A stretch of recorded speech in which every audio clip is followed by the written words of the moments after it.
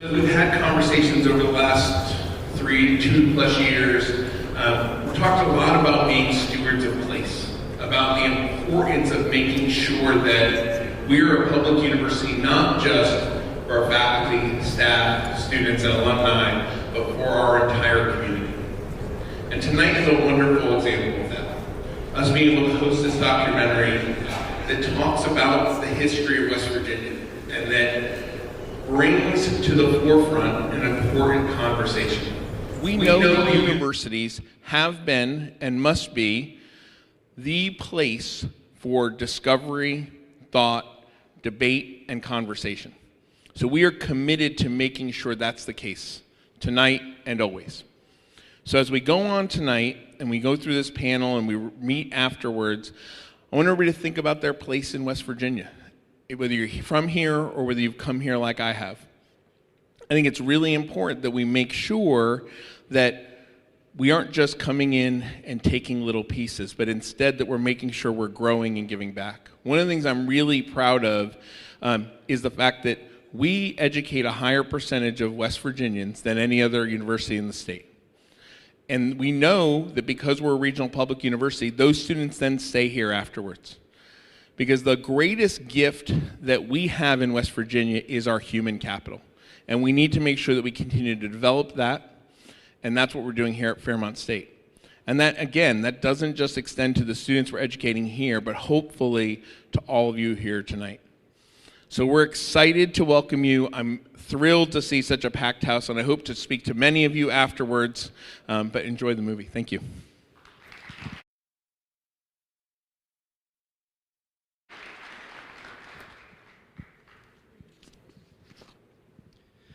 The topic of tonight's documentary, the 1968 Farmington No. 9 mine disaster, is particularly well aligned with the commitment that President Davis just described. The impact of the tragedy was felt far and wide. Many of us are familiar with the mine safety laws that were established here in the United States in the aftermath of the disaster. It also led to the creation of World Safety Day. So it's fitting that tonight we gather to premiere a documentary about a local disaster that was produced by a Brazilian team. Fellow West Virginians, it's my distinct honor to introduce documentarian 𝗬𝗓𝗓 Araújo, producer Fábio Marques, executive director Johnny Costa, screenwriter and director Bobby Cardoso. 𝗬𝗓𝗓, Fábio, Johnny, Bobby, thank you for honoring us with the premiere of your documentary.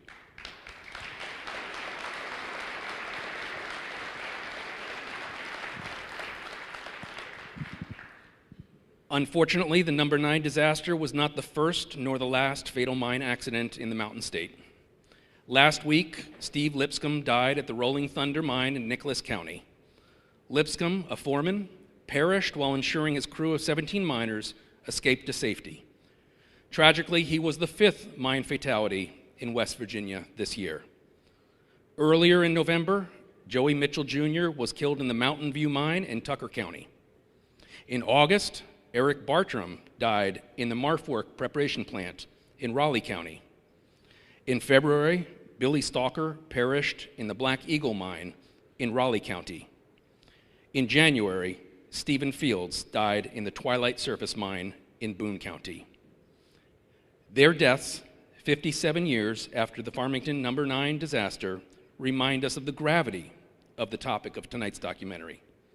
So please join me in a moment of silence to honor these courageous miners as Mike Biggin Payton, Vice President of the United Mine Workers of America, District 31, and Director of International Region 1, lights a candle in their memory.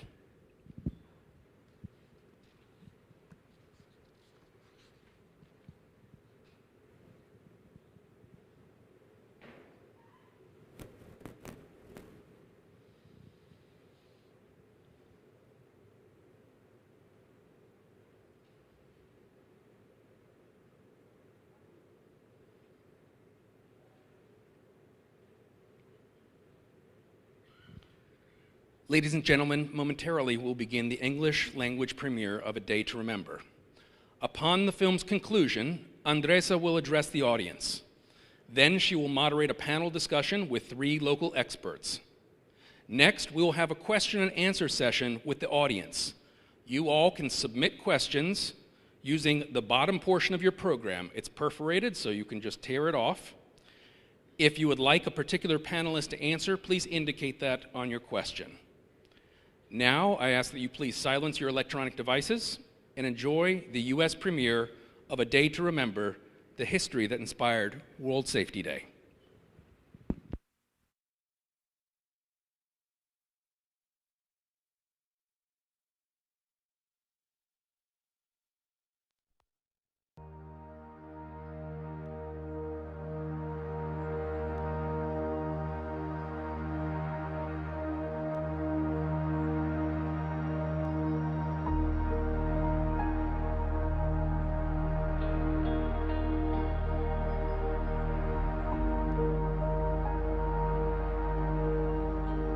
"56 years after an explosion that took the lives of 78 coal miners, more than 100 family members and locals gathered at the Farmington No. 9 Mine Memorial to remember those killed in the blast.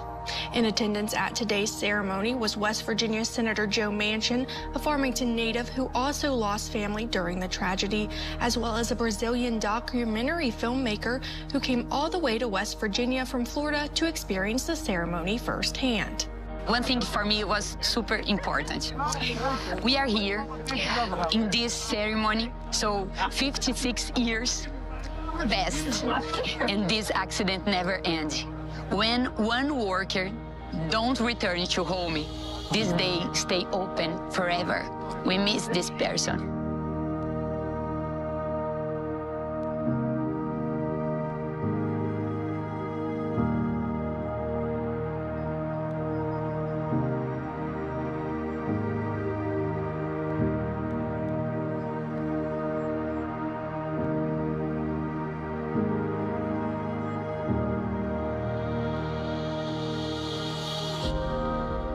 November 20th, 1968, 5:30 a.m. A fire broke out inside a mine in Farmington, West Virginia, United States of America.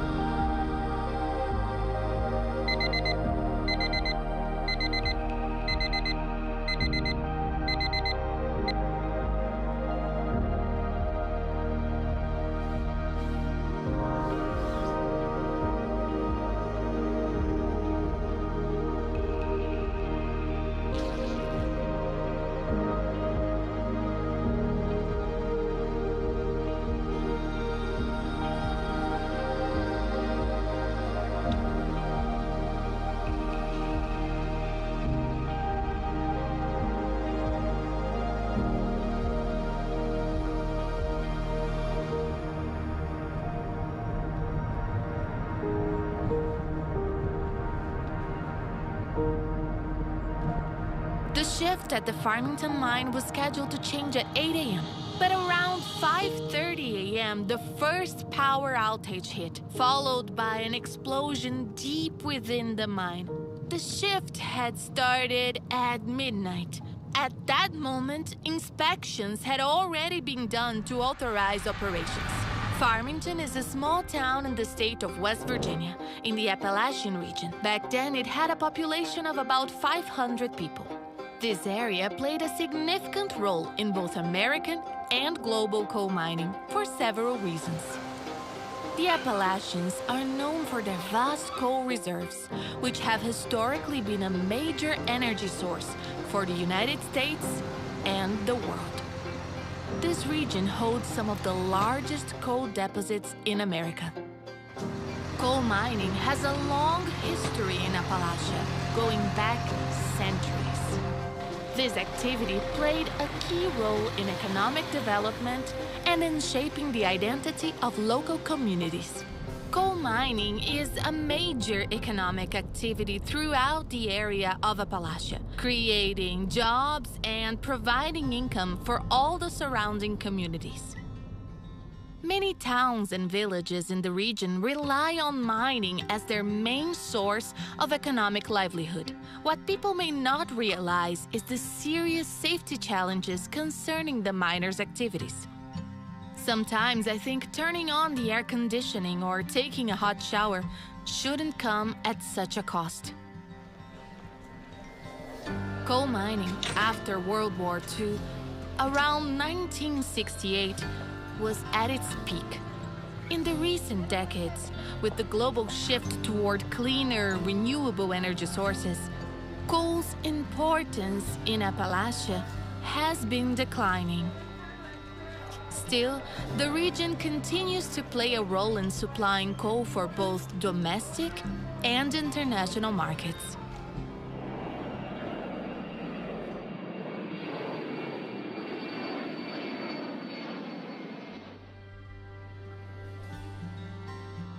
Life in Farmington was peaceful.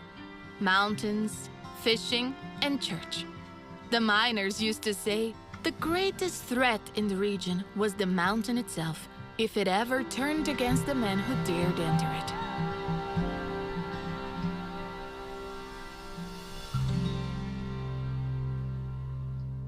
The mine involved in the Farmington disaster was 𝗀𝗄𝗃 No. 9 mine. It was founded in 1902, so by the time that the accident occurred in 1968, the mine was 66 years old. And considering the lifespan of a mine like that, it could have lasted up to 100 years. It was located in the Farmington and Mannington areas, in the western part of West Virginia. The mine employed 320 workers and spanned thousands of square feet. It was essentially an underground mine, producing 2 million tons of coal per year. Records show that the mine had 6 main wings, laid out in a multi-compartment, complex system within the Pittsburgh coal seam, more than 300 feet below the surface. By the year of 1968, the mine had already seen 3 major accidents. In 1954, 1958, and 1965.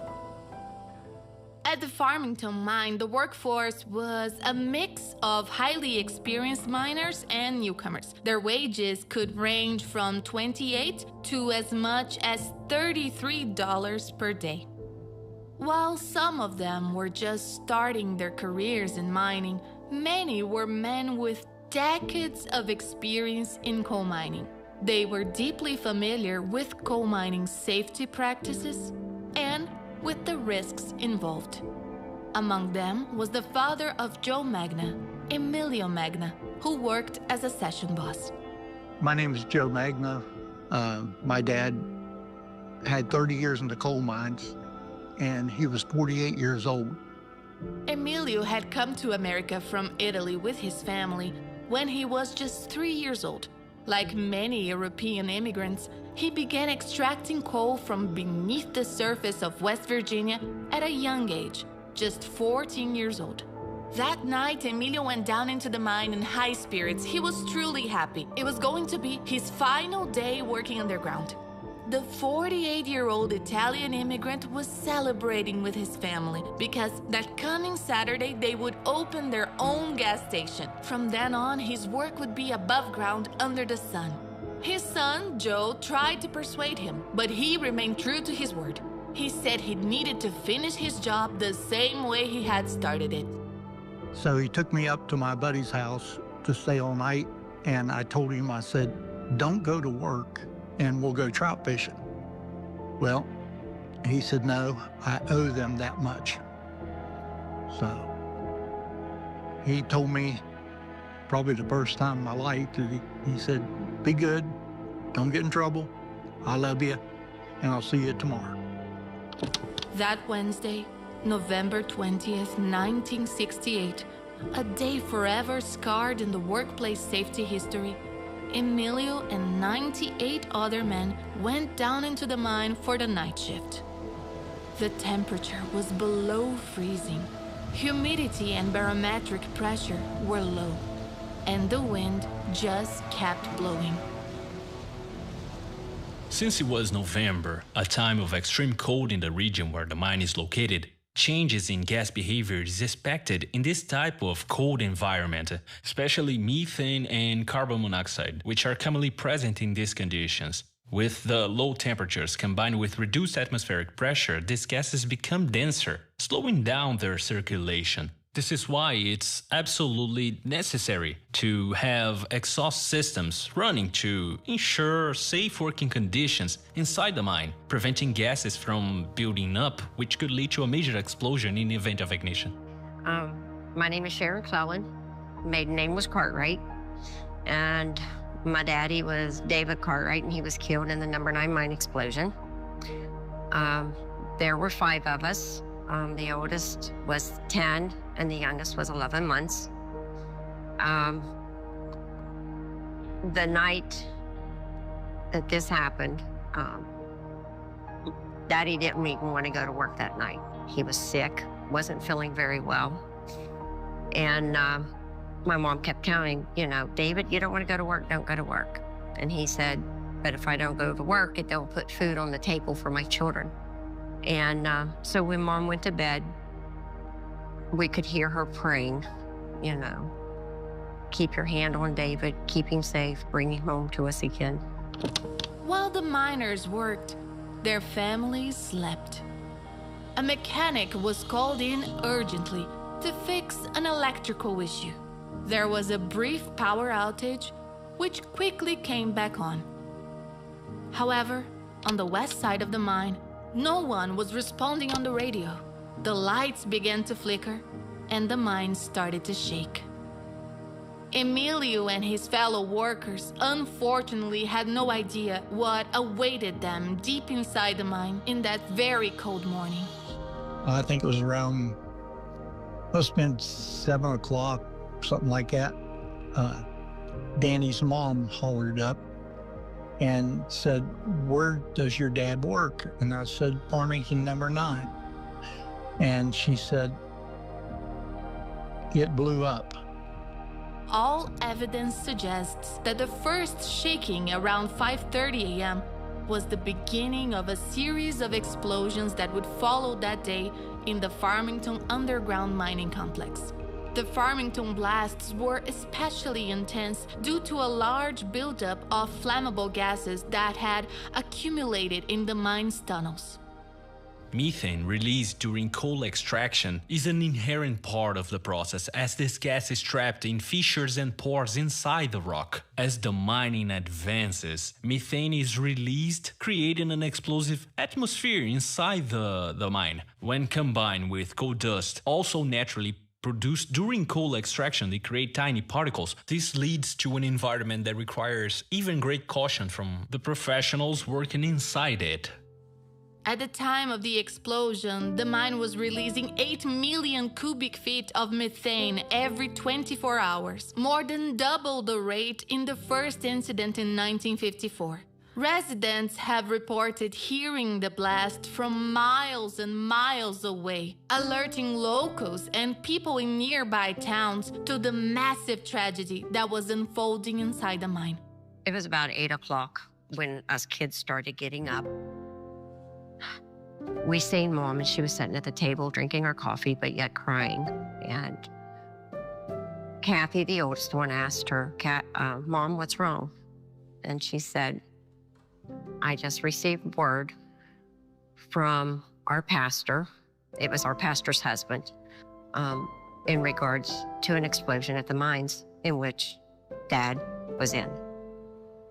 And I was Daddy's girl. I'm the middle child. I was Daddy's girl. And I'm like, okay, but Daddy's coming home. He'll be home. And hours went by and still nothing. Seeing him on Sundays, he would go to a radio station and he would always sing on the radio station, and he took my oldest sister, and then finally I was 3 years old, and I kept saying, Daddy, please take me, please take me. He said, no, you'll never do it, no. And then finally this Sunday morning, Mom says, just take her. If she doesn't do it, don't take her no more. And that's where I begun singing at. Because my daddy took me to this radio station, and we did sing. And I don't know if you guys, if anyone is familiar with the song, He Touched Me. But my uncle has the last tape of me singing that song, He Touched Me. And what a joy it was to be able to sing with my daddy, and now not be able to. Explosions in coal mines can generate shock waves that travel long distances and cause noticeable ground vibrations. The explosions at Mine 9 sent a smoke plume over 150 feet into the air from the mine entrance. One of those blasts was captured in an iconic photograph by a Charleston Gazette photographer, Lawrence Pierce.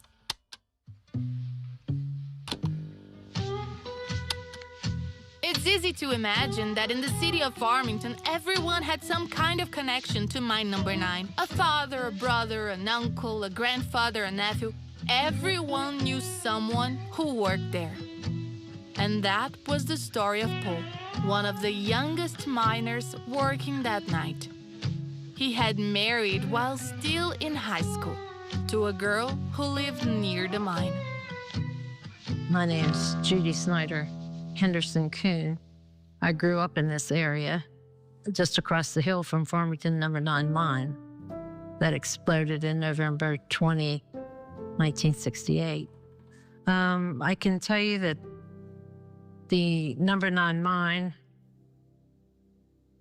was the big employer of the area, so of course everybody went to work there. And although it was a big employer, it was not particularly safe. When word of the accident spread, the miners' families rushed to the mine headquarters to get news about their loved ones. It was a store. It was a company store. So everybody gathered there, and we stood outside, frigid cold. Old man, was it cold? The state police was driving back and forth.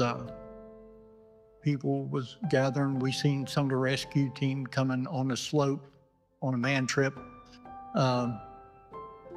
We waited inside for somebody to tell us something, which nobody did, because they didn't know anything. One of the constables made a statement that the rats are probably eating the bodies. Yeah. So that didn't go well with me. So I did something about it. Anyhow, a couple of state troopers were friends of mine, and they put me in a car and told me, okay, get out, go home, be good. So I did. Went home and still waiting and waiting and waiting. It was, never heard hardly anything. Many miners' children spend the day at school, anxious and without any updates about their fathers. One of them was 14-year-old 𝗳𝗵𝗿𝗃𝗃. He was told about the explosion by his mother and the school principal. James, despite deeply worried about his father, chose to stay at school that day. To his dad, education always came first, and James wanted to honor that. My earliest memory of the explosion that morning was about 5:20. I was in a deep sleep, and all of a sudden I just felt my whole body shake. And I looked at the clock, and it was about 5:20. And I was finishing a dream in my mind where there were men in the mines, and one of them was yelling, "Fire in the hole, fire in the hole, fire in the hole." And next thing you know, there was this huge explosion, and everything just lit up, and then it went dark. And I don't know why that was on my mind, other than the fact that my dad had been injured in the mines a few weeks before that. And my mom and him were talking as I was going to sleep. And we lived in a small coal mining camp, so the houses were small. And even though I was in a different room, I could hear them talking. And she was telling him that he needed not to go to work this evening. And he said, well, we've got a son we've got to raise, and want to make sure he gets an education and does something with his life. And she continued to insist that he not go to work that evening. But he said, no, he said, I'll think about what you're saying. That morning, we got ready, went to school, went about my morning, went to class. And I believe it was either, I think it was the second period, I got called out of class by the assistant principal, or maybe it was the principal at the time. And when I went out in the hallway, I saw my mom, and she was there crying. And she told me, what had happened and stuff, and asked if I wanted to go to the mines and wait. And I didn't like to miss class because I would get behind. And she told me it was fine for me to stay there, and that she would get in touch with me if anything changed. The rescue teams faced extreme difficulty accessing mine number 9. Inside the mine, there was structural instabilities due to fires and blasts, and toxic gases were still present. All of this made rescue efforts very dangerous.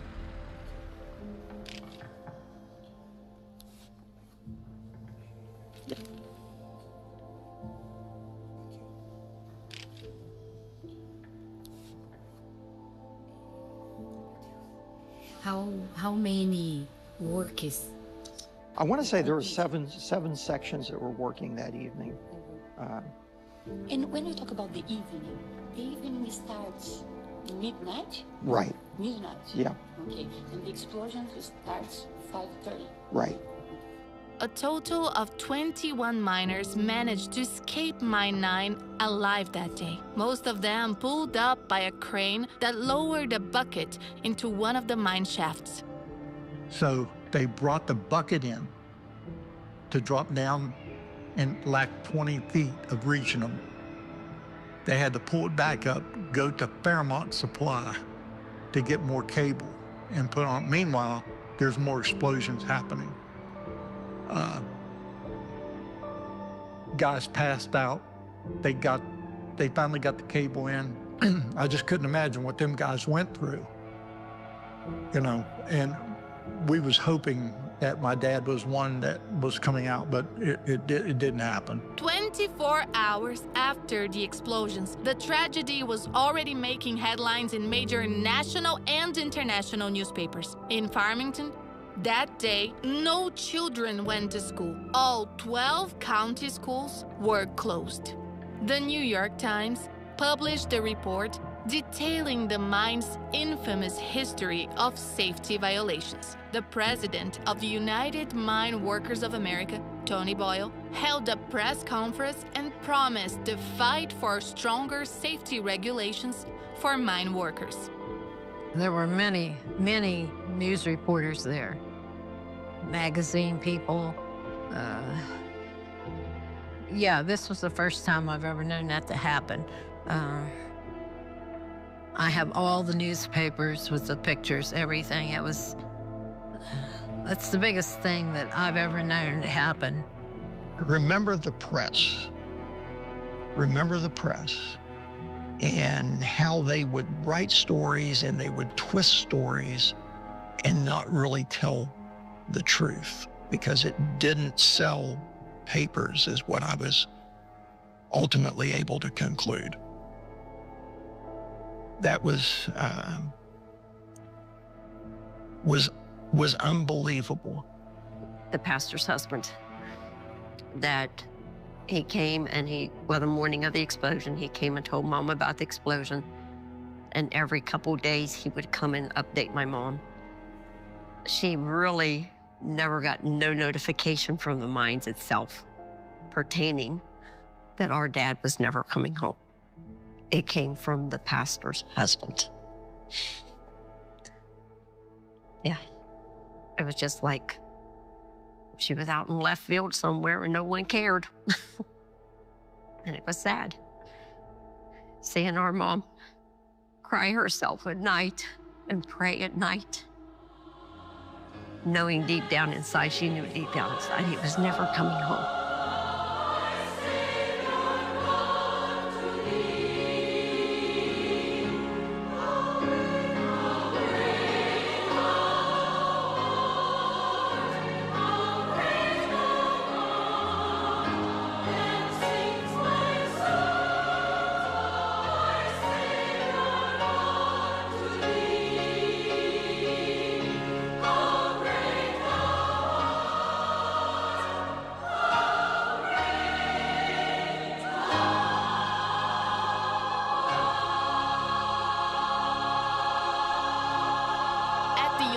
Methodist Church, on the morning of the second day, mothers and children gathered to pray. Meanwhile, the fire in the mine was out of control. The only way to manage the risk was to cut off the oxygen supply. So they decided to seal 2 of the mine shafts with 16-ton steel plates. At the mine site, people held vigil while Red Cross workers served them hot drinks. Meanwhile, at the company store downtown, they began issuing emergency paychecks to the families. Ordeal, we were all told that we needed to gather at the small church that was down below the hill. And so we all gathered there. And I want to say, you probably had, 70-some wives. You probably had, if the number stands right in my head, it was maybe like 250 or 350 children, and everyone gathered in that small church. And it was something that you never, ever want to experience, to have that many people in one place at one time being told that the 78 men that were trapped in the mines were being left there for dead. It was horrendous. The yelling, the screaming, the wailing, just something that you just can't comprehend. By the end of the second day, the mine was still burning. The ventilation shafts were shooting flames more than 100 feet into the air. By the evening, the company had confirmed the names of 78 missing miners.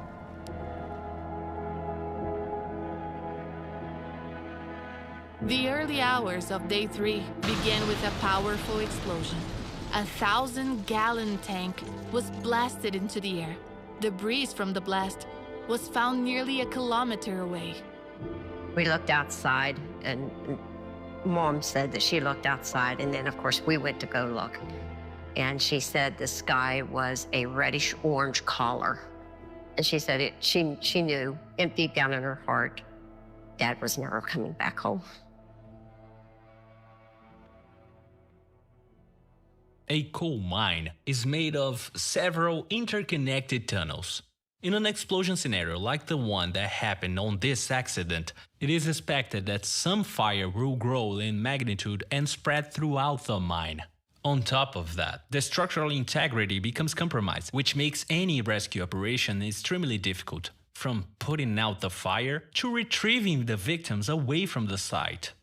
At that point, some hard decisions began to surface. Given the severity of the situation, rescuers had to face a moral dilemma.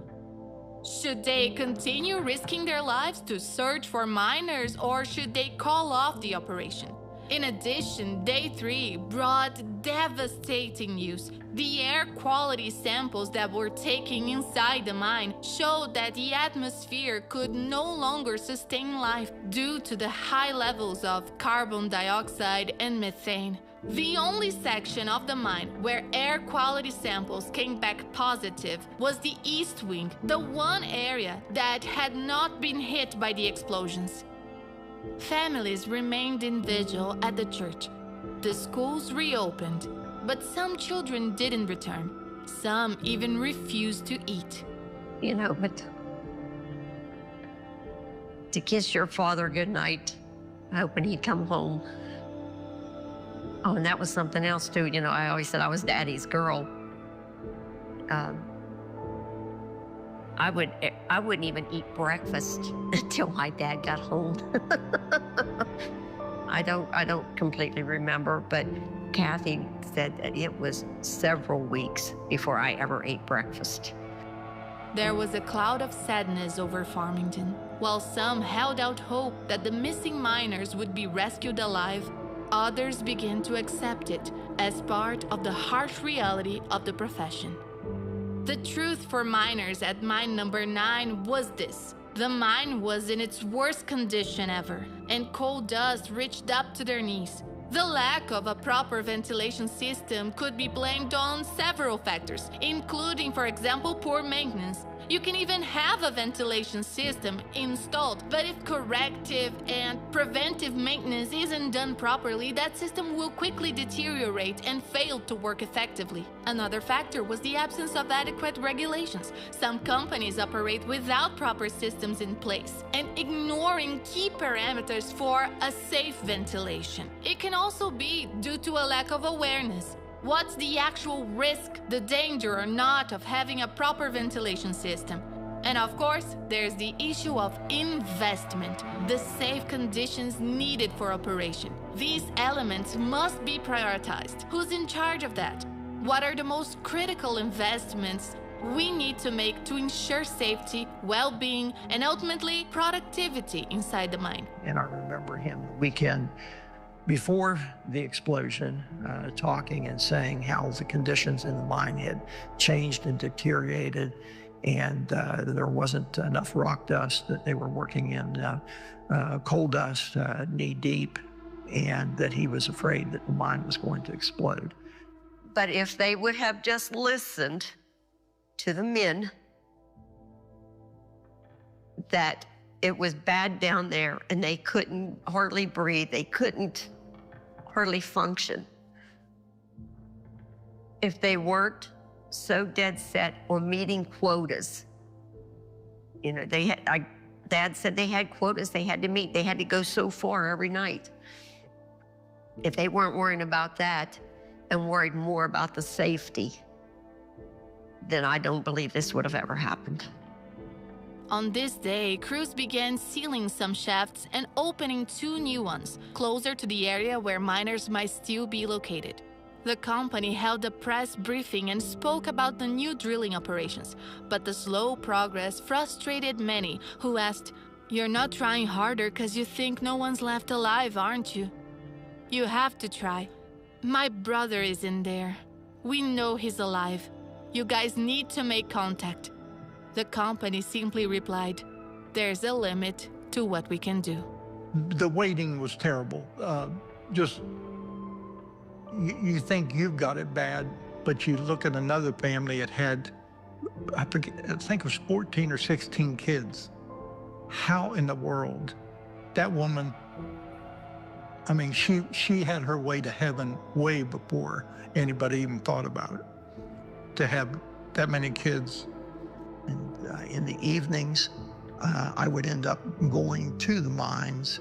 And when I say going to the mines, it was actually a little company store that was located where the slope entry was to the mines. And everyone would gather there, and we would wait for briefings from mine workers, from Consol, from whoever had information that they were going to give. And we would wait in earnest for them to give information to us. None of the information that came out was ever good. It was always, bad news, it seemed like. Really wasn't much hope at that point in time.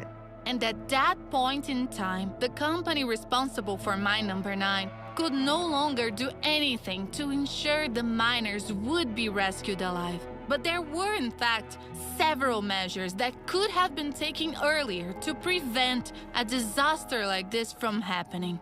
The accident in 1968 was not the company's first major tragedy. Over the years, many warning signs were ignored. And those miners, they knew they were working under extremely dangerous conditions.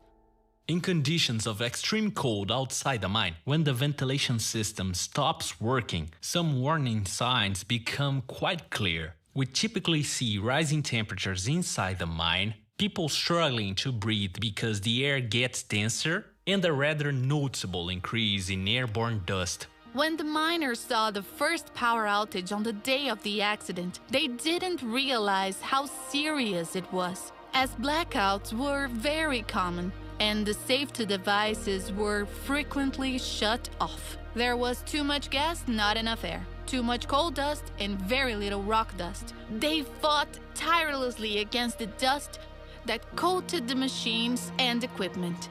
But what we found out, my husband didn't always tell me, and I know some of the others didn't either, but when there was a bad time going on in the mines, if the air was bad or if the fan was down and they were walking out, they didn't always tell you because they didn't want you to worry. But I found out after the fact that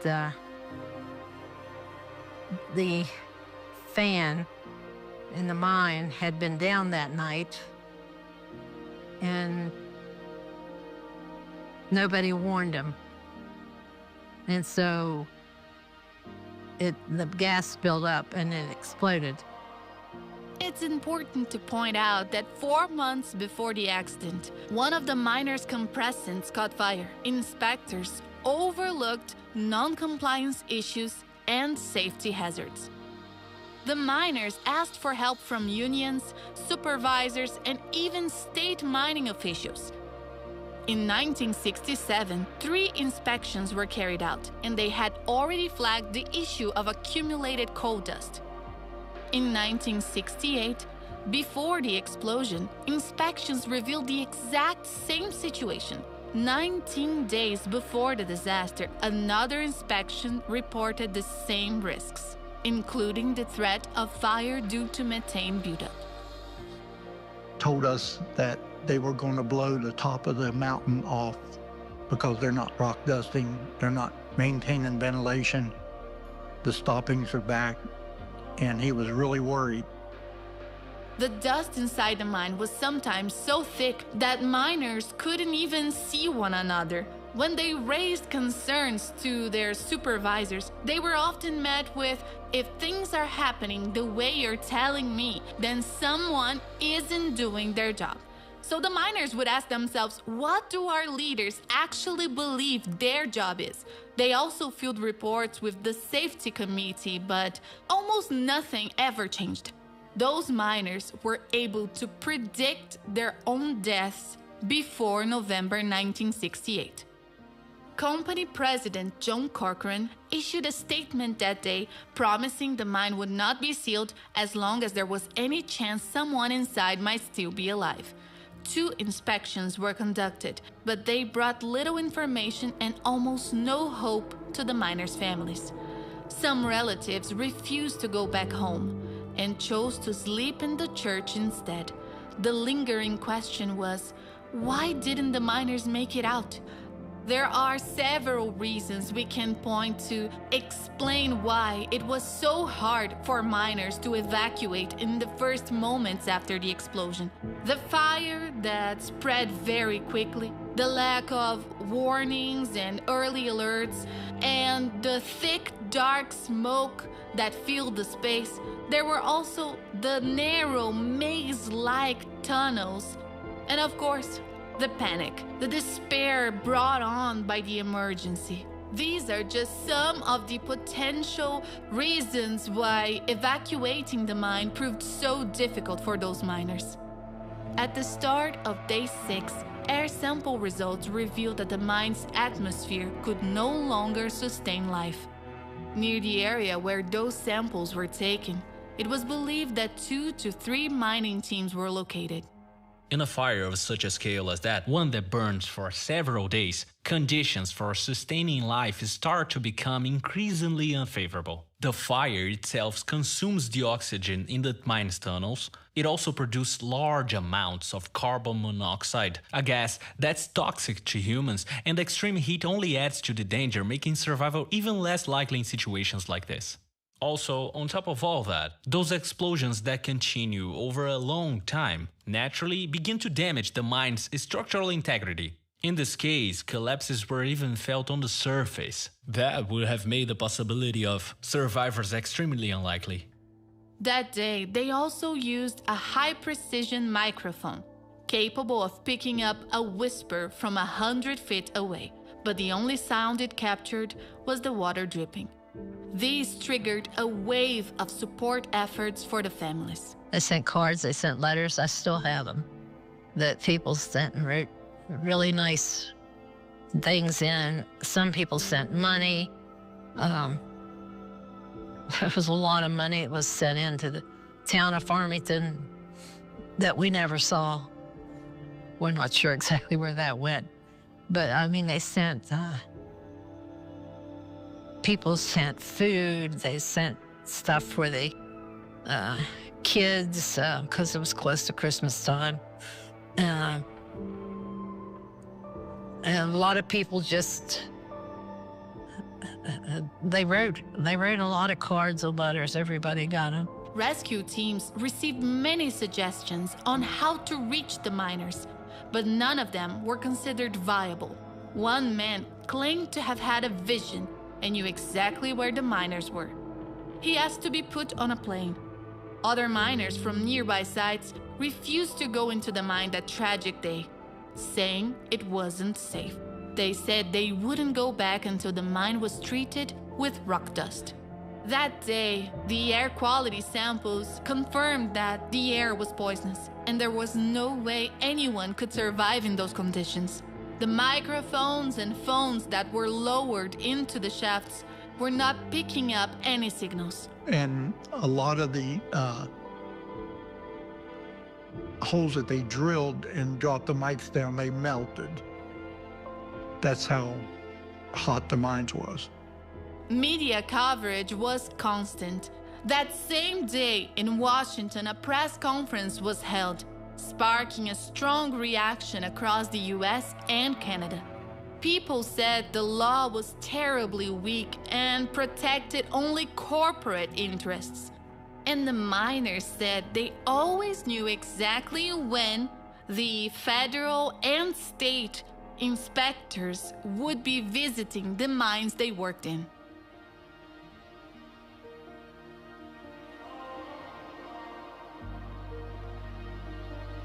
Without a doubt, certain measures, if they had been implemented, could have prevented the accident. Starting with lessons learned from the past. Mine number 9 had a history of 3 major accidents that occurred before 1968. If the lessons from those events had been applied, we wouldn't be telling the story today. We should also talk about proper ventilation systems, gas monitoring, and truly managing hazards and risks so we can change, we can create a safe, workable condition underground. Leadership in safety, leaders who value active listening, who observe, who act, who create not only a safe workplace, but a place where people feel safe to speak up, a strong safety culture among everyone involved, every single person involved. Without a doubt, that alone could turn mine number 9 into a zero-accident environment where people can go to work and come home whole, safe, and sound. At the end of day 7, another explosion occurred. And with every new blast, the people of Farmington lost a little more hope of finding their miners alive.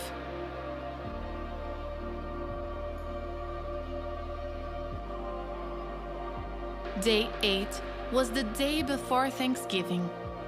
That day, the alarm sounded for 20 minutes, and microphones were once again lowered into the shafts. There was no response, just the sound of water dripping.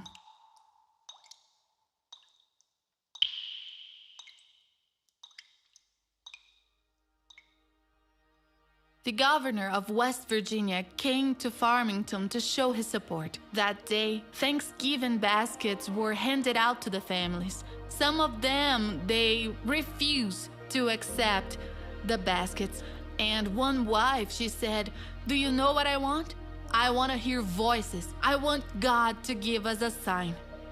Meanwhile, air quality samples from inside the mine continued to show the air was poisonous, incompatible with life.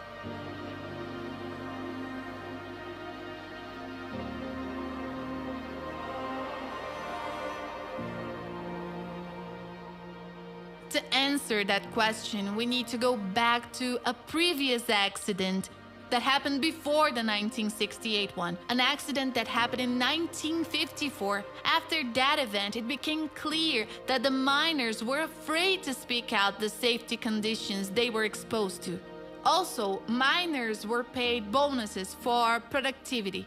And if you brought up anything about unsafe working conditions, if you filed a complaint, you'd be reassigned to a dirtier, more isolated, and more punishing job. All of these created a culture of fear of speaking up, fear of retaliation, and ultimately the fear of losing one's job. So it was very common to see shift reports marking the conditions as safe enough for miners to enter and work. Everything looked fine on paper. Records from 1967 show that out of 5,400 active coal mines in the country, 82% had issues with safety violations. And I'm not sure the company cares about anything other than the money. You got to produce the coal. They'll push you to your limit to produce the coal so they can get their money. And of course, people have to live. It's worth emphasizing the importance of protecting workers' rights and promoting a true culture of safety, where not only is it safe to do your job, but it's also safe to talk about the safety conditions that you're working under. And to be able to build these strong and mature safety culture, we need to establish these accessible channels where people can freely express their concerns and needs. Beyond that, we need to implement non-retaliation policies so that communication can be reliable, transparent, and really efficient in terms of promoting real change regarding the safety needs. And lastly, protect health, protect safety, and ensure well-being in the workplace. The Mine 9 disaster highlights the critical importance of implementing strong safety measures and emergency readiness in high-risk environments like the coal mines. It was Thanksgiving Day. while the rest of the country gathered around dinner tables with families to give thanks for their blessings. The families of more than 70 miners were living in absolute despair. At the company headquarters, they held a dinner, but most of the miners' families stayed home. Instead, a church service was held. Some people asked, "Why is God doing this?" On that terrible Thanksgiving morning, another explosion rocked Mine 9, and new samples confirmed that the air inside the mine was poisonous. Rumors began to spread that the company was going to seal the mine. 18 men, among them federal and state officials, company representatives, and union leaders, met to discuss the situation. It was the worst Thanksgiving in Farmington's history.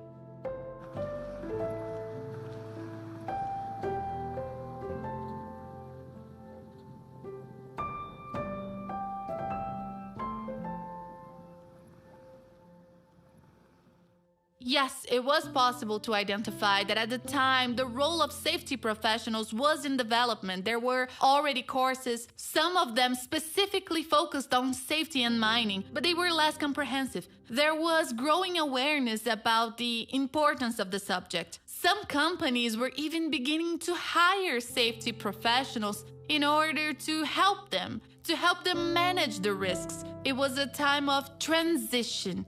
In short, this movement for hiring and developing had started, but there were still many opportunities for improvement.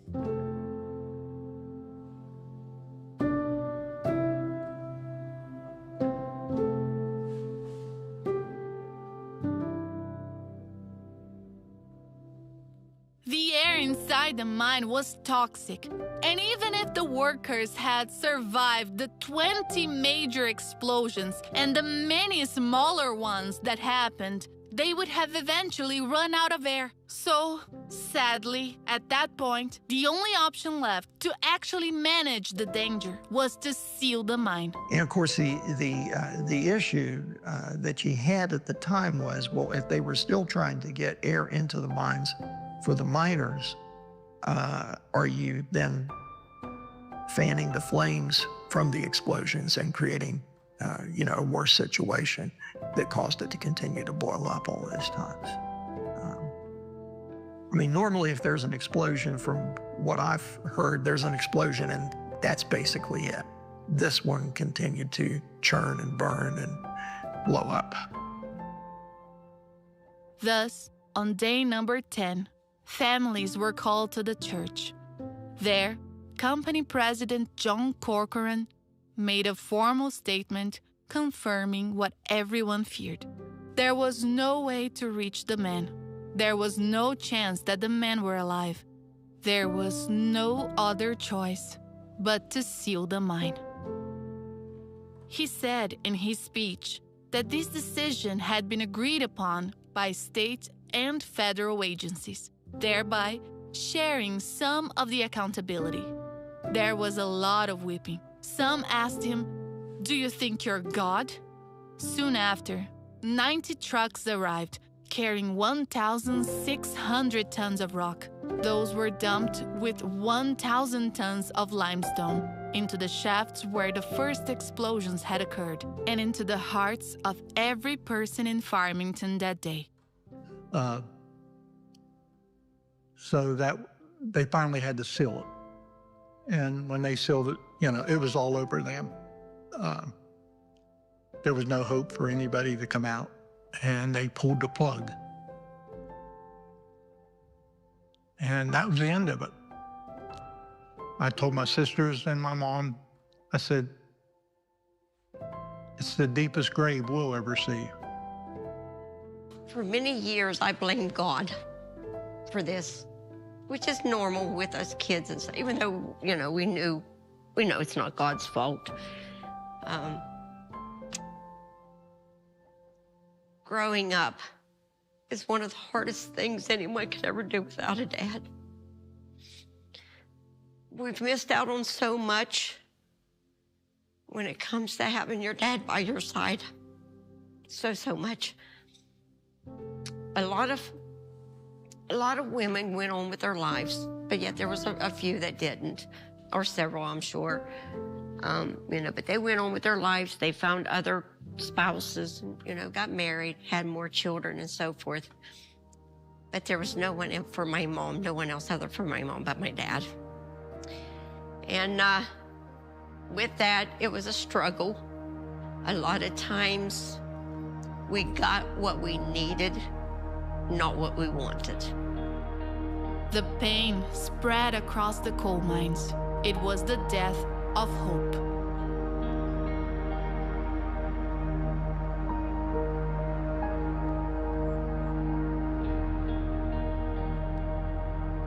The day broke colder and grayer.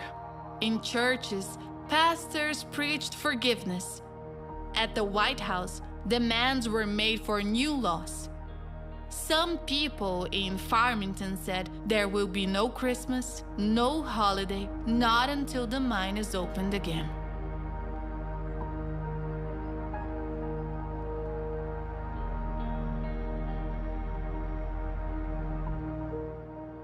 That day marked the beginning of the investigation into the Mine No. 9 accident. 84 witnesses were summoned.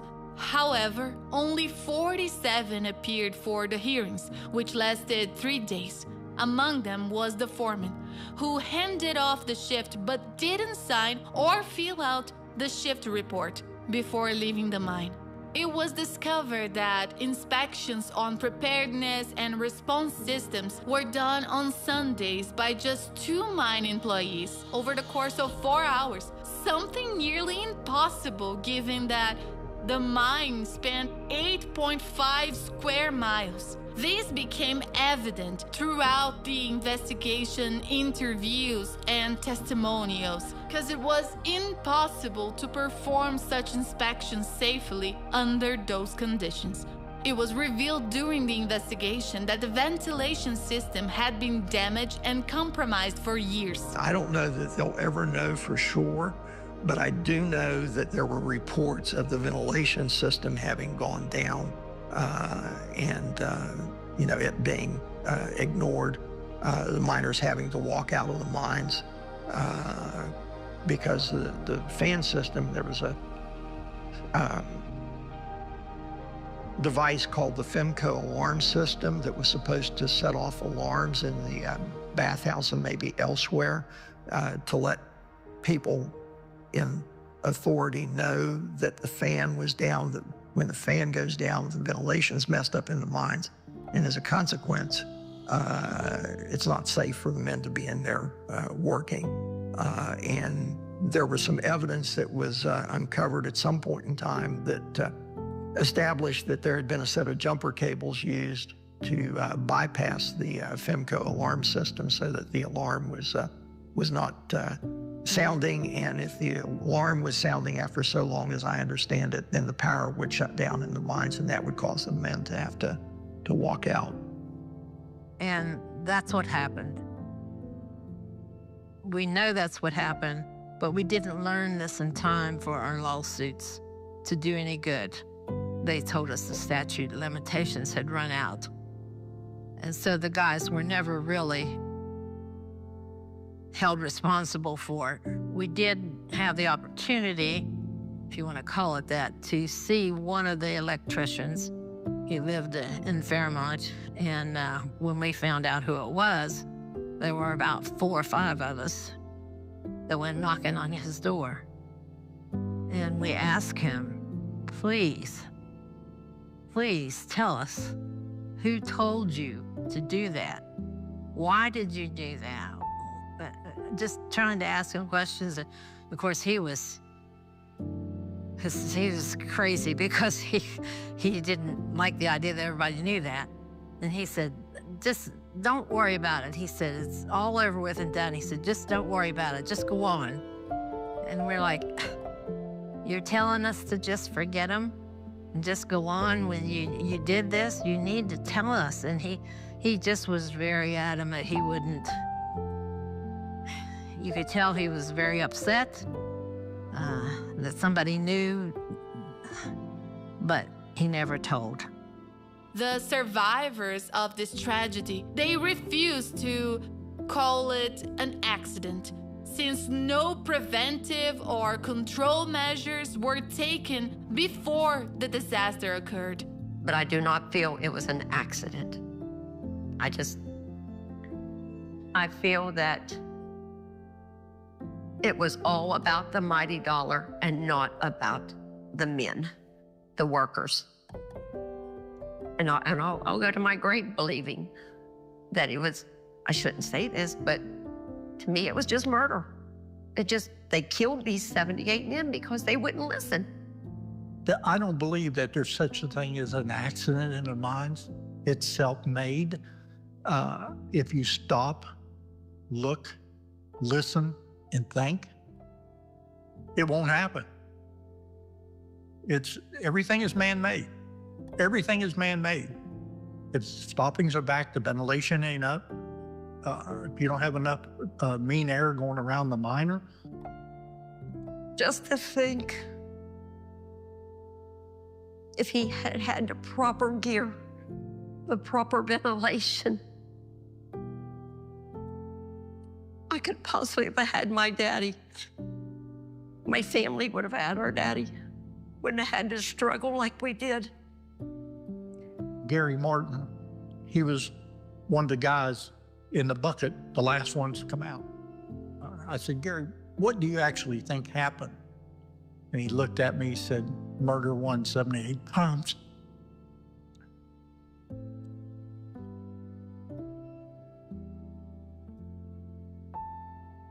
To this day, people still speculate about where the first explosion actually began on November 20th. Despite all the facts and the data that were uncovered during the investigation, none of them brought the miners back. But it certainly helped prevent disasters like this from happening again.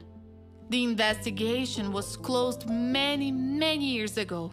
What remains open is November 20th, 1968. That day remains open to every family member because when a worker goes to work and doesn't return home, that day never ends. It never truly ends.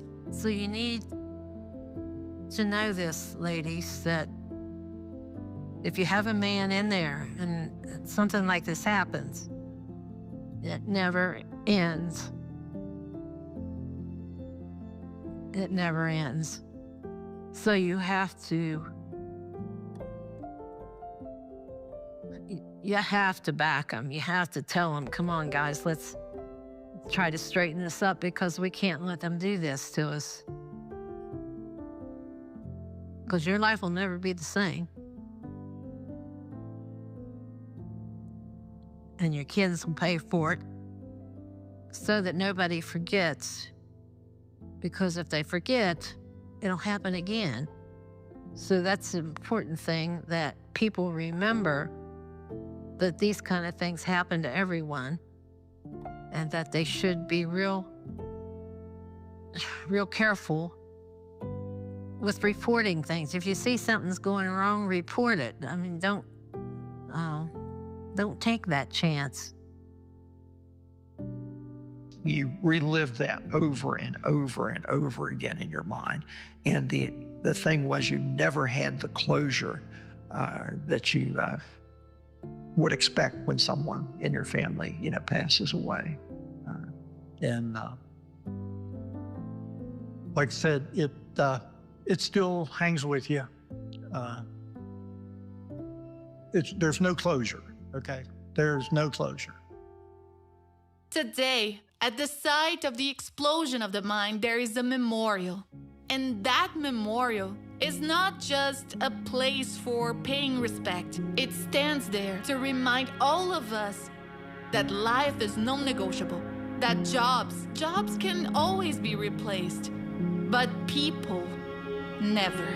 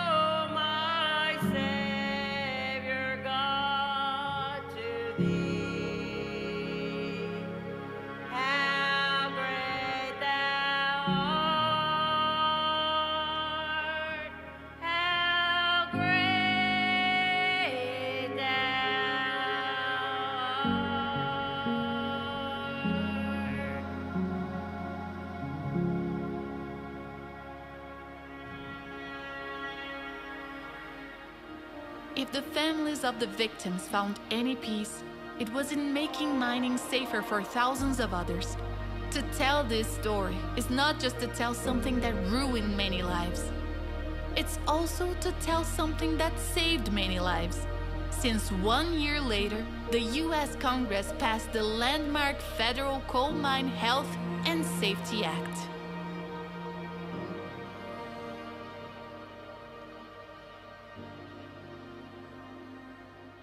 This tragedy revealed the deep challenges in safety culture. Challenges driven by production pressure and incentive pay based on output, lack of oversight and proper regulations, lack of real risk management inside the mine, and resources prioritized to other ends. And that place was more than an unsafe place to work. It was an unsafe place to speak up. Those miners were under constant threat, torn between survival and how will I provide for my family? Families claimed they could identify the risks, but they were afraid. And something that we must highlight here is that we can't wait for a tragedy to pinpoint the causes and contributing factors. It's easy to point fingers once the investigation is complete, but what we need today is empowerment for building a safety culture. A culture that shows up in every choice, every decision, every action, every habit. Starting with the leadership, leaders who set the example, leaders who influence, leaders who step in long before the accident happens. But the most important question is how to build a strong safety culture, an evolved culture, one that focuses on anticipation, one that focuses on preventing accidents. And to paraphrase Peter Drucker, we need to say that culture eats strategy for breakfast. A culture based on action, not theory, on practice, not theory. A culture that goes beyond how I wish things were and reflects how things actually are. A culture that aligns what I believe with what I refuse to compromise. These are the principles that evolve over time. They are responsible for pointing us towards levels of maturity, starting at the pathological level where there is denial of safety culture, then a reactive level where we respond only after the incidents occur, then a calculative level where we all become the rule followers that follow checklists and procedures, then a proactive level, an independent level where we hold accountability, where we understand safety starts with us. That safety isn't just in the safety departments and the protocols. Safety begins with me. I become the owner of safety measures. I embody the safety measures. It stops being something that I see on a wall poster on my workplace and becomes part of who I am. And that culture continues to evolve to a sustainable level, which is best defined as a genuine passion for continuous improvement. We all want a strong safety culture. But before we can define the direction, we need to understand where we are. Understand what is your current maturity level. Face those challenges, and from there, ultimately develop a true path to safety excellency. And how does a safety culture reveals itself to us? More than just looking at numbers to define a strong culture of safety. What we really need is to look at those people coming back home every day, whole, safe, and sound. That is without a doubt the best definition of a strong safety culture. One that shows up before the task begins. It reaches the individual. It enables that person to engage in safety discussions, to bring safety into every activity he or she carries out. Because the next job can't be the last one.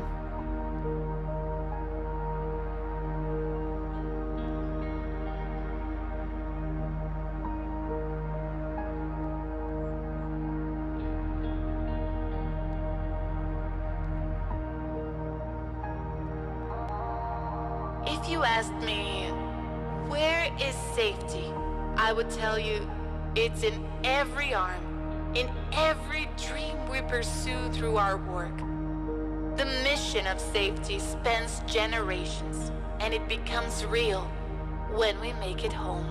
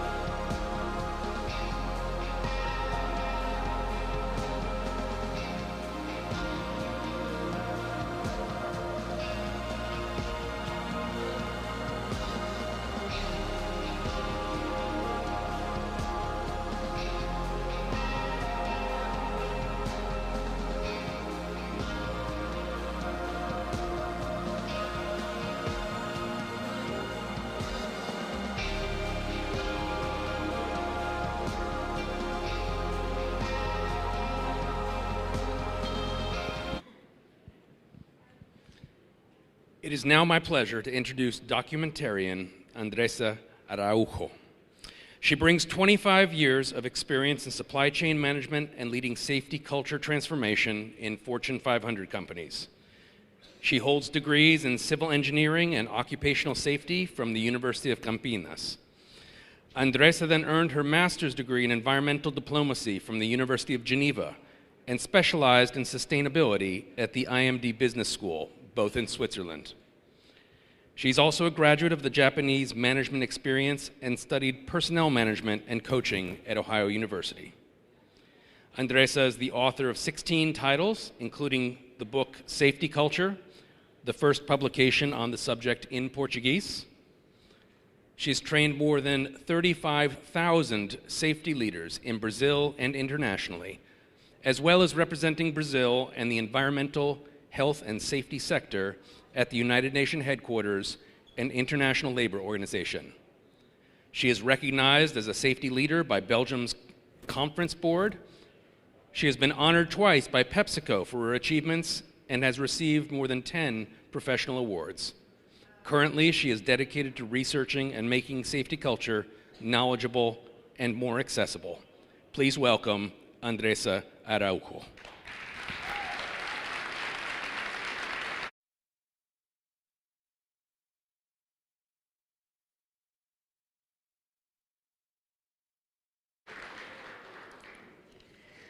Good evening, everyone. Being here today at Fairmont State University, so close to Farmington, means standing in a place of profound significance. This region holds in its story one of the most important lessons about the value of human life and the vital importance of workplace safety. I want to begin by deeply thanking to this university for hosting this event, and the community of Farmington for opening its doors, its hearts, and its memories so this story could be told. Farmington not only allowed me to do this work, it taught me that some stories must be told not to reopen wounds, but to ensure they never happen again. My special gratitude goes to 4 extraordinary individuals who had the courage to share their stories in this documentary: Joy Magnan, Sherry Cleland, Judy Kahn, and James Matish. You are the keeper of this memory. Each of you lost someone on the November morning, but you chose to turn your pain into purpose. You didn't just tell me what happened. You made me feel the weight of that waiting, the anguish of these 10 days, the emptiness that still me feel remains. But because of your courage in reliving those memories, A Day to Remember become more than a documentary. It became a living testimony of love, loss, and transformation. On November 20, 1968, just a few miles from here, 78 men went down into mine number 9 for their regular shift. They were fathers, sons, brothers, husbands. They were Emilio Magna on his last day underground before opening his gas station. They were Paul, one of the youngest miner, newly married. They were men who understood the risks, who sensed the danger, but who had families to provide for. What happened on that cold morning was not simply a tragedy. It was a turning point in the story of workplace safety. Because when those men didn't come home, their silenced voices became a cry that echoed through the halls of the U.S. Congress, resulting in the landmark Federal Coal Mine Health and Safety Act of 1969. As a safety engineer, I had studied hundreds of accidents, but Farmington taught me something no book ever could, that behind every 𝗧𝗵𝗿𝗃 is a child who waiting for a father who never come back. There is a wife who never celebrate Thanksgiving the same way again. There is an entire community carrying invisible scars. A day to remember is not just about the past. It is about the future we can build in when we learn from our tragedies. Every time a worker speaks up about an unsafe condition, every time a leader chooses life over output, every time we create an environment where it's safe to speak, not just to worker, we honor the memory of these 78 men. The safety culture I stand for doesn't live in manuals or procedures. It lives in the daily choices of every worker who refuses to normalize risk. It lives in every leader who understands that people are not numbers, they are irreplaceable. It lives in every company that understands that true profit is everyone coming home safe and whole. Today, by sharing a day to remember with the world here at this university that shapes the professionals of tomorrow, we make a promise that these 78 lives were not lost in vain, that their stories will travel to every mine, every factory, every worker site where someone may be at risk. That somewhere a worker will watch in this documentary and find the courage to say no to unsafe situation. That a leader will think twice before putting production ahead of safety. The memorial in Farmington is not just a place of mourning. It's a beacon of transformation. It reminds us that the next job should never be the last, that every life is non-negotiable, that when a worker doesn't make it home, that day repeats itself forever of other family. This region turned its greatest tragedy into its greatest contribution to humanity. Because of the sacrifice of these men, thousands of workers come home every day. Because of the pain their families endured, other families have been spared. This documentary is my humble contribution to make sure we never forget. Because when we forget, history repeats itself. But when we remember, when we tell these stories, when we honor these men, we save lives. Thank you, Fairmont State University. Thank you, Joy Magnan, Cheryl Cleland, Jude Kern, and James Matishi. Thank you, Farmington. May the memory of the 7-8 miners continue to light the way towards a future where every work makes its home.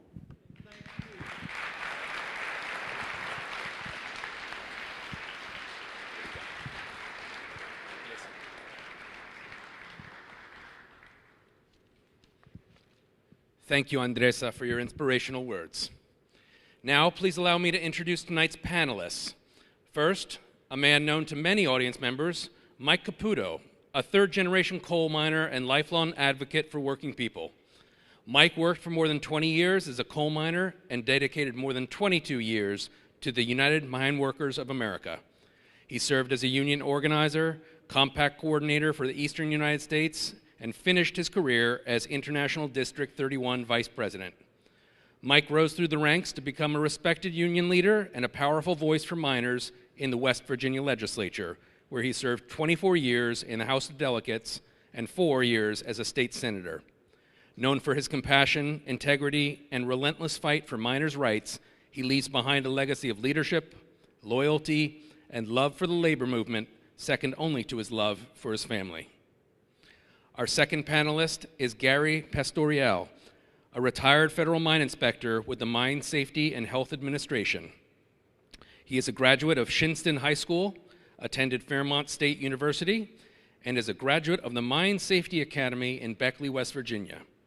Gary worked for 21 years as an underground coal miner. He also held several positions in the United Mine Workers of America. He then spent 10 years at Weyerhaeuser and participated on their international mine audit team before becoming a federal mine inspector in 2007.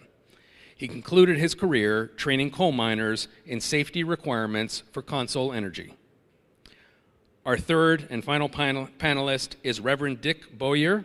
He is a graduate of Marshall University who then earned both a Master's of Divinity and a Master's of Theology from Duke University. Reverend Bowyer served for 42 years as the campus minister for the Wesley Foundation here at Fairmont State University and was awarded a Doctor of Humane Letters by the university. Bowyer continues chairing the board of directors of the Mon Valley Health Association Centers and Valley Healthcare. He served as pastor of several United Methodist churches in West Virginia, including 10 years at Trinity United Methodist Church on Cleveland Avenue. He is a former trustee of Morristown Junior College and Knoxville College in Tennessee. Perhaps most relevant for tonight's conversation, Reverend Bowyer provided on-site pastoral care in 1968 during the immediate aftermath of the Farmington No. 9 mine disaster. Please welcome our panelists.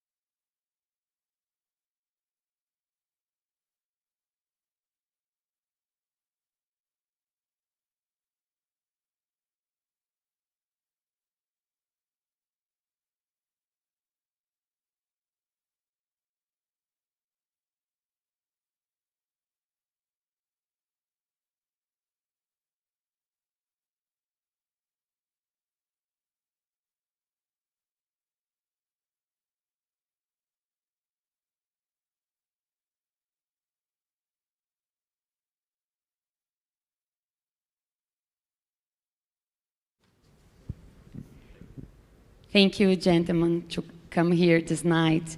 And I think we have this moment to talk about more about this story.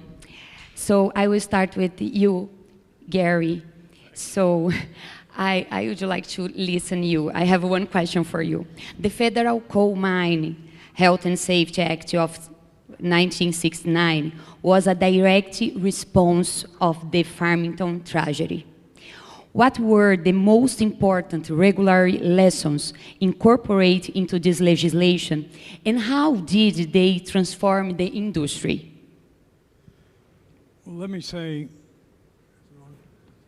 prior to the disaster and the 1969 Coal Mine Health and Safety Act, it was not really enforcement, it was more like advice.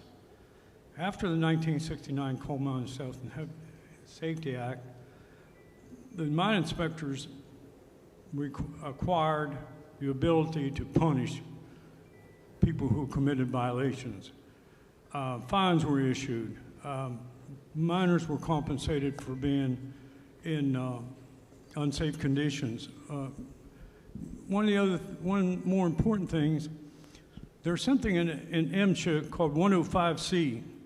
It's a discrimination citation that I could issue if a supervisor made you do something that was unsafe. And if you were punished for refusing to do something unsafe, then we could intervene and get your restitution. Thank you. Thank you. So now moving, and I would like to talk with you,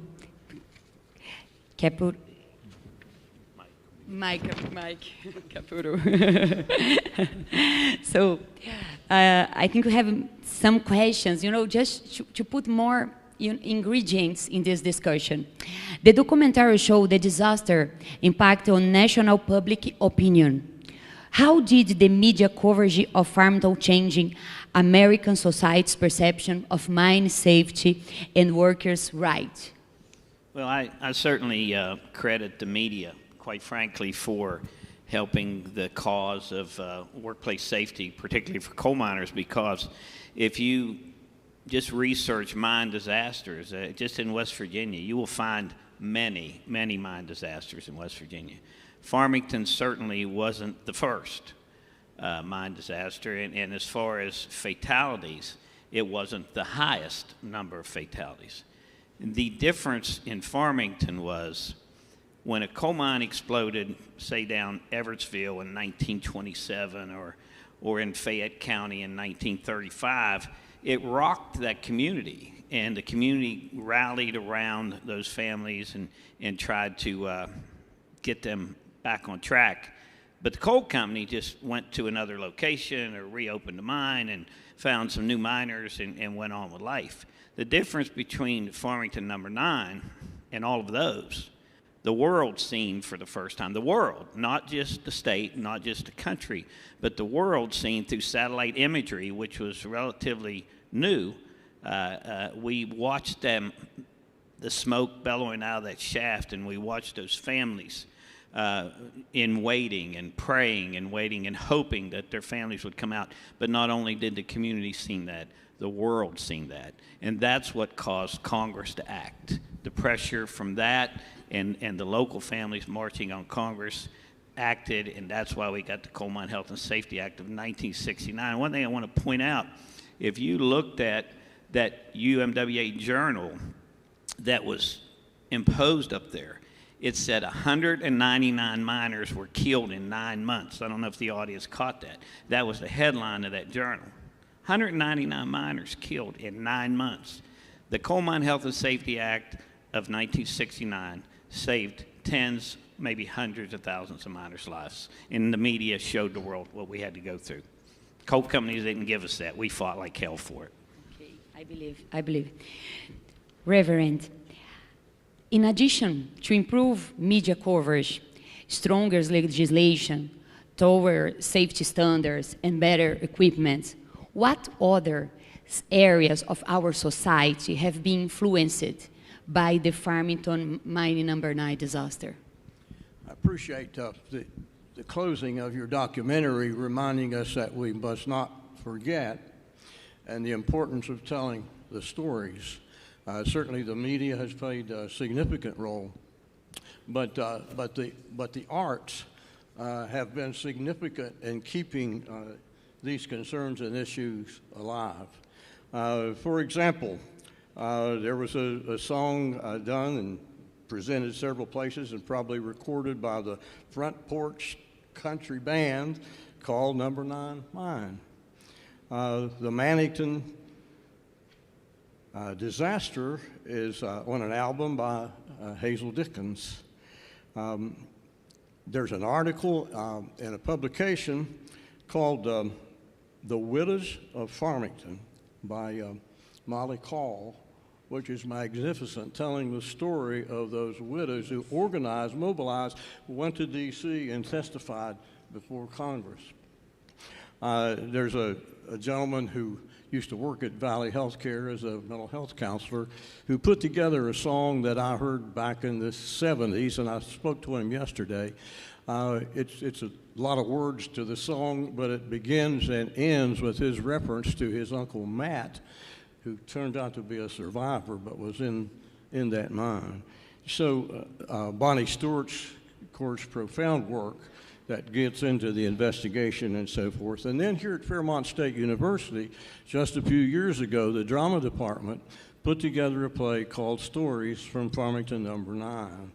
Now, interestingly, they had interviewed a number of survivors and families of those who had been the families of victims, but they've kind of focused that story around my 8 days and nights as a chaplain coordinator on site. But the arts have done a tremendous job in keeping this matter alive and not allowing us to forget. Wow, incredible. So we have time, now we are timing monitoring. So I will start with you, my friend Gary, again. So when you talking about the decisions to seal the mining with the 7-8 miners still inside was extremely controversial. What lessons did this difficult decision bring to modern mine rescue protocols? And how has it changed the approach to similar situations? Well, first let me say, if there's anybody in this audience that's on a mine rescue team, thank you. That's a tough job. It's a dangerous job. But mine rescue is like reactive. What we really want to be is proactive. So what happens by being proactive? We're talking about training, safety training. After the Mine Act in 1969, all mines were required to have rescue teams. The state of West Virginia has rescue teams. The United Mine Workers has rescue teams. These people train monthly. The equipment that they have is so much more advanced than what at Farmington. Seismographic data can be, being able to actually drill a hole to put a escape tube down inside to rescue maybe 1 or 2 miners at a time. I mean, the technology nowadays and the training and the enforcement of these regulations is really what, but we don't want to have to, we want all the mine rescue teams just to go to training. We don't want them to go to mines and get miners out of the mines. And I want to say one thing about the ventilation. You know, there's a law that says all miners or groups of miners together have to have a multi-gas detection device with them. So they can tell if there's no oxygen, carbon monoxide, or accumulations of methane, and it's an early warning system. And also there's, to assist mine rescue, all mines are required to have what they call a fresh air isolated intake escapeway, where there's a tunnel that will lead you to the surface or to an escape shaft that's free of coal dust and methane gas and things like that. So mine rescue is just way ahead of the time than it was during Farmington. I think when you look in the regulations and all these protocols, we are developing, but our development way is part of reactive learnings, right? Lessons learned. So when I training people, I say, exists a reason to every procedure that we need to follow. Exists a reason, exists an explanation about. No? So I think it's important to mention all the protocols that we create has a lot of people that lost your life there, you know, to this protocol exist today. So it's important that people understand why. Sometimes the people, they know what they need to do, but they don't understand why you need to do. It's something different. It's two things really different, why and what you need to do. And sometimes we just say, hey, it goes in this way. So not is just about giving the direction, it's about the reason of this direction. What is the reason? Sometimes we are training people in the rescue team and they say, oh, I don't want to be part of this team. So you understand the reason why to be part of this. One more important thing, also the regulations now require miners, it's called a tracking system. So we know pretty much where every miner is underground in any coal mine in the state of West Virginia. And that certainly does help the mine rescue situation. Yes, yes. Mike, the Farmington tragedy taught important lessons about the role of union in worker safety. How has the relationship between unions, companies, and regulatory agencies evolved since this historic event? Well, of course, relations between the union and the company has always been hot and cold. I mean, we've been able to work with some companies that really want our input, want our safety committee inspections, and want us to report hazardous conditions and get them fixed. Then, of course, on the other side of that coin, we've always had companies who still want to put profits first and think we can brush these little things to the side, and they get angry when we report them and demand that they be made fixed. But the Coal Mine Health and Safety Act of 1969 gave us the rights to travel with inspectors, to point out safety hazards, to remove yourself if you are placed in an unsafe condition, for the safety committee and the agencies to come and figure out who's right and who's wrong here. But our union has always had a great relationship with the regulatory agencies. You know, we went to battle with them. We show up at the conferences when the company tries to fight a violation. You know, just recently, a few years ago in the West Virginia legislature, there was an attack on the West Virginia agency. They wanted to take away their enforcement powers. And, you know, the union fought with the agencies to keep those enforcement powers in place. And then several years back, Gary, there was an attack on the federal agencies. A congressman or a senator from North Carolina, I believe, introduced a bill to do away with 𝗵𝗄. And, of course, the union lobbied on Capitol Hill because we know how important these agencies are. I mean, just because we have some good years in the industry and things seem to be going good, this always seems to surface. Let's do away with the state inspectors. Let's do away with the federal inspectors. No, they must remain in place, and the union safety committees and the leadership of the local union and our district here in District 31 under Vice President Payton has to remain strong and show the companies that we are not going to allow our members to work in unsafe mine conditions. Yes. I think one word that you mentioned, dialogue. We need to provide dialogue. I think I like one sentence that we talk a lot in Brazil is safety starts with a good conversation. So safety starts in a good conversation. You need to provide this kind of conversation. I think we are in a university. The president opens this section, and he told about conversation, debate. So I think when we lost the dialogue, we lost everything. So provide this dialogue, discussion, debate is super important. I think we reinforce what is the value of safety.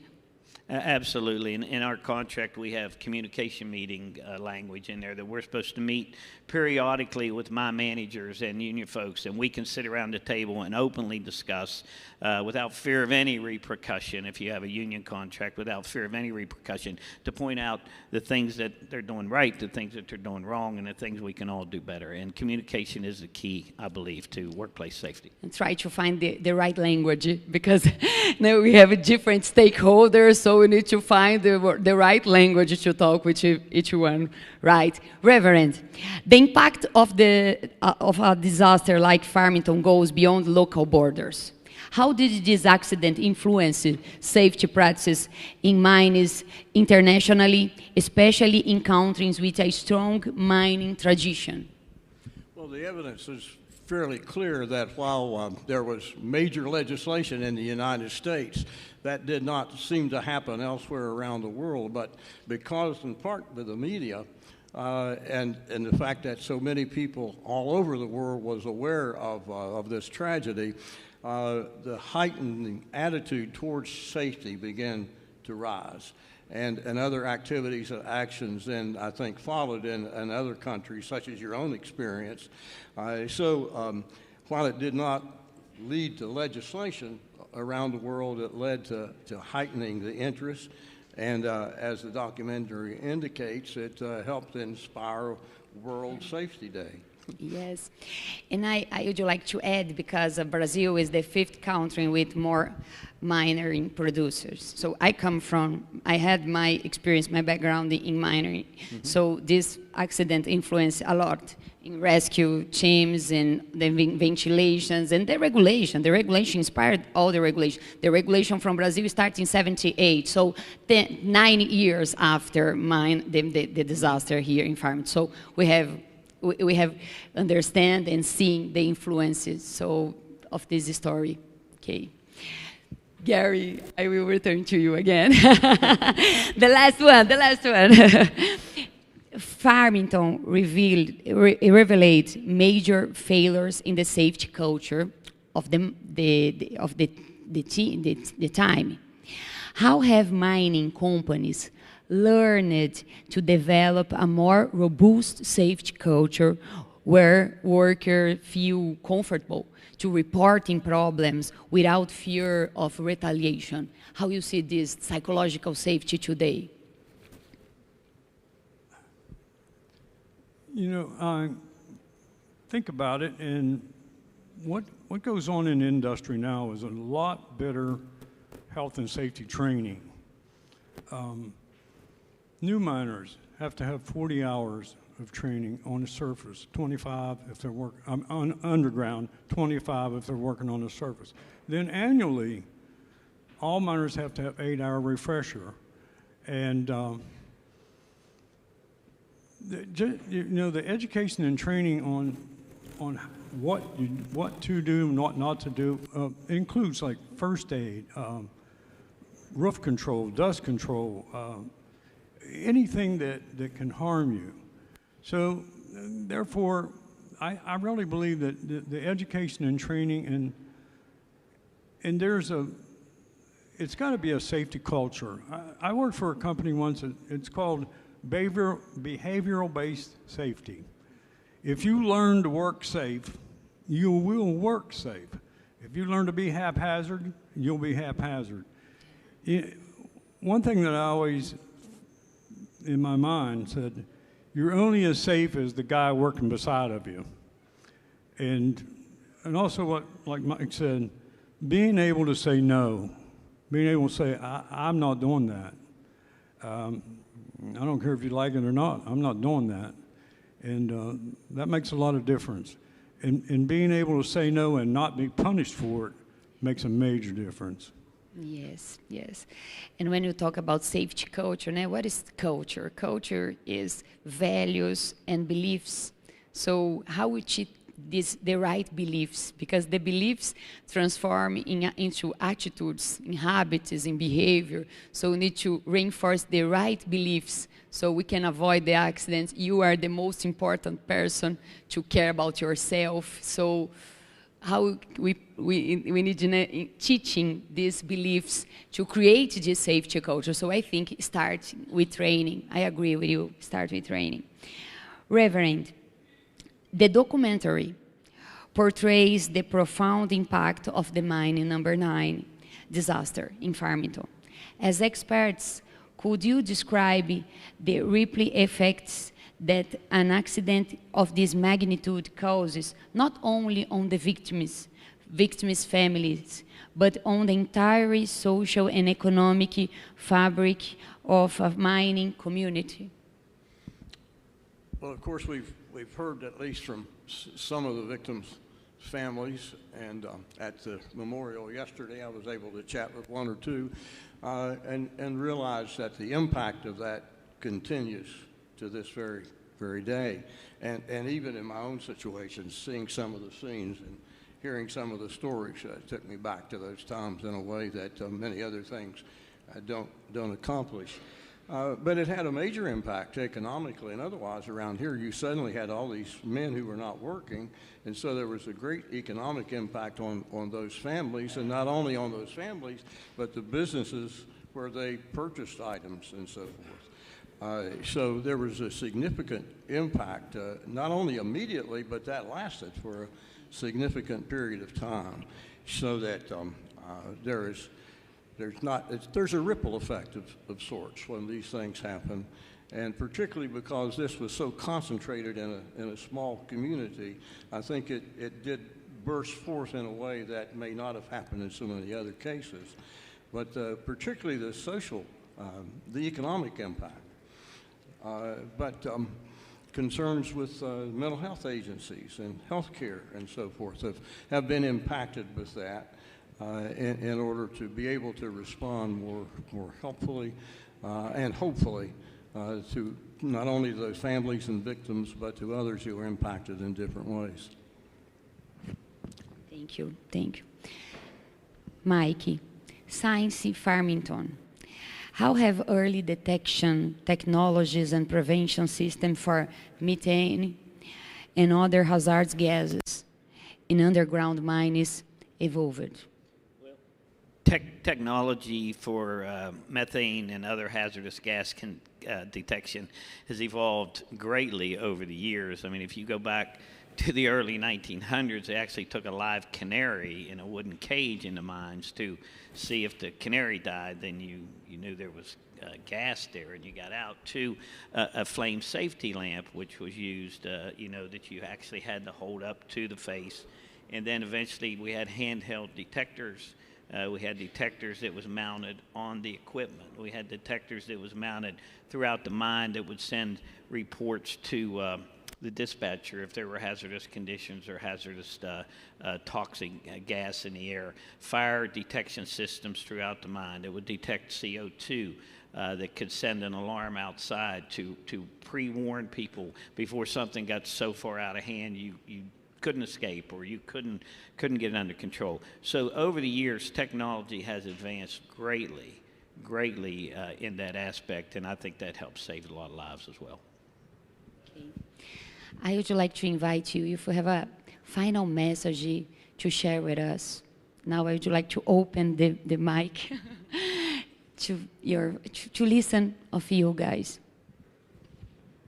Well, I probably should have included this a little while ago.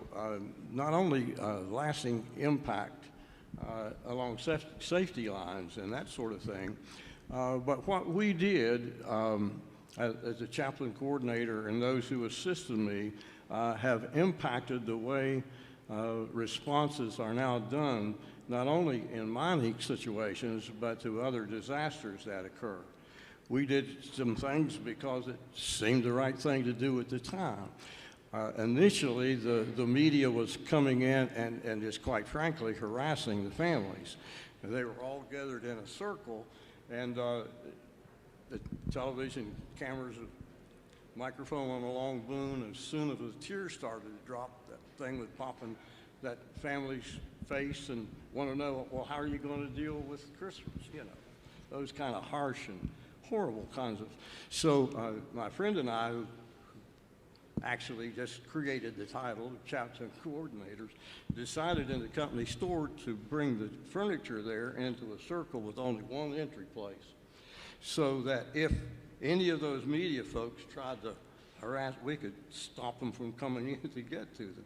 And those that had the long booms and stick them in somebody's face, Bucky and I would just simply walk over and get between the boom and the family. But subsequently, while the reports and so forth were happening to the media up at the company store, when we were able to relocate down to the James Fork Church, we were able to separate those families from any direct contact with the media, so they were not being harassed in any kind of way.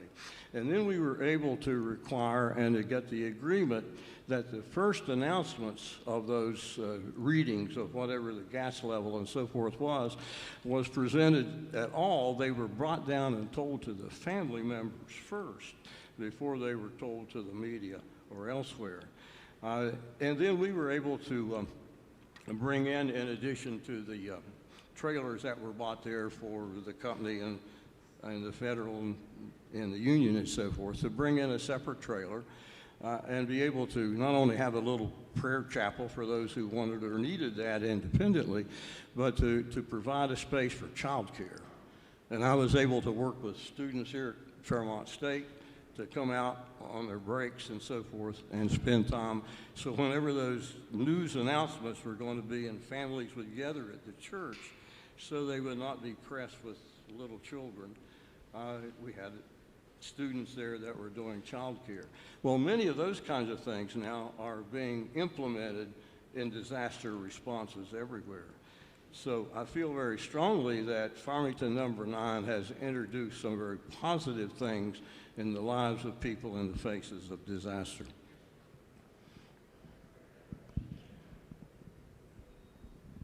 You, Mike? Sure. Well, first of all, I want the folks here in the front row to know that those 78 men that were listed on that monument are heroes to many of us. We certainly would not have had a safe workplace and not been able to go home to our families at the end of the day if not for the ultimate sacrifice that was made by those 78 men. Life became better in the coal mine because of them. And I don't want you guys to ever think they died in vain. And I don't want you to ever think we're ever going to forget them. And I don't want you to ever think that we're ever going to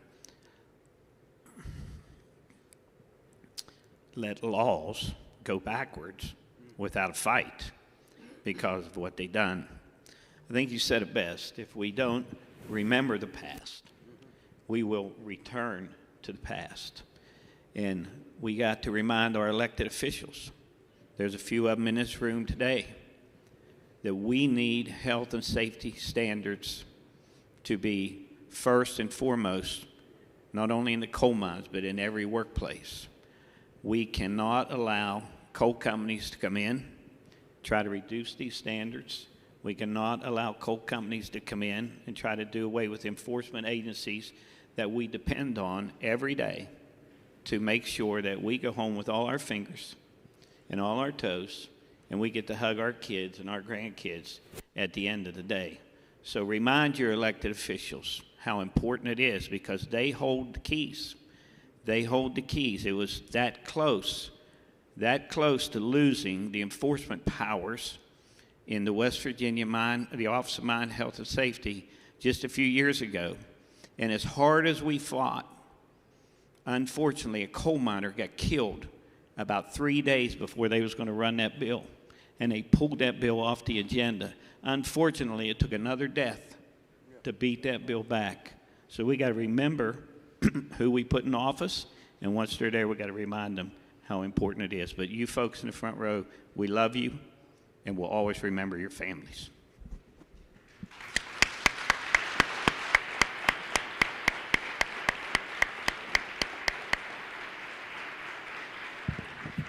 Gary. Well, let me say, I was a freshman at Fairmont State College at the time it happened. My father was a state mine inspector, and he had to go to Farmington to work with rescue crews, and my mother was dying of cancer. I have a lot of ties with Farmington. One of the miners, his name was 𝗵𝗵𝗄𝗃 Hayes, was with my father in a mine explosion at Clinchfield Coal Company's No. 2 mine at 𝗏𝗏, West Virginia. 21 of their brothers died on that day. My father and Mr. Hayes survived. A few days later, Mr. Hayes, or months, came to my father and said, "Hey, I got us a job at Farmington No. 9. And my father said, "No, Simon, I'm going back to Clinchfield Coal Company's No. 2 mine. Mr. Hayes is still in the mine." 𝗬𝗵𝗿𝗃 and his mom and dad sat at my grandparents' table for every Christmas that I can remember. And us, all of us Italians said, "the fish of the 7 fishes." And that's, you know, I'm like Mike. I can't tell you, all you folks in that front row, how much I love you, how much I appreciate you. And the suffering that you've had, no one can know what that is unless you went through it yourself. So God bless all of you, and God bless all coal miners, and all miners, whether they're working coal or metal, non-metal, whatever kind. And that's all I really have to say. Thank you.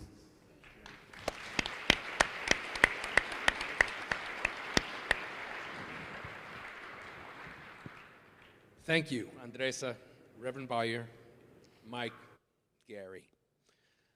Our team has been collecting up questions from some of you in the audience. If you have not submitted your question yet, just hold it up, wave it, and somebody will come pick it up. I hope we have time for most of them. The first comes from Dr. Ken Hillsborough. He asked, the 1968 mine disaster led to the movement for mine safety, especially by the widows, which led to the 1969 mine safety laws. Please comment on the widows' activism. Made reference to that a while ago in that. The article that I referenced by Molly Call, I believe, was specifically about the widows. In fact, I think that's the title of it, the Widows of Farmington.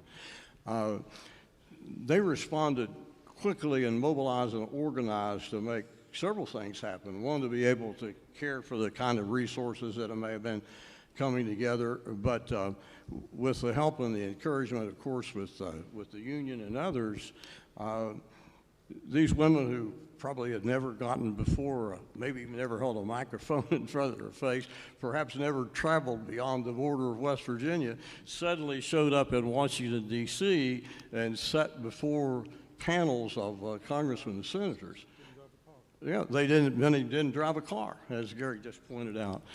So the significance of the work of those widows is profound. And I'm glad that question was raised, because we've kind of lifted up other people, but the widows of those miners have made significant contributions to the actual enforcement and the creation of the Mine Health and Safety Act.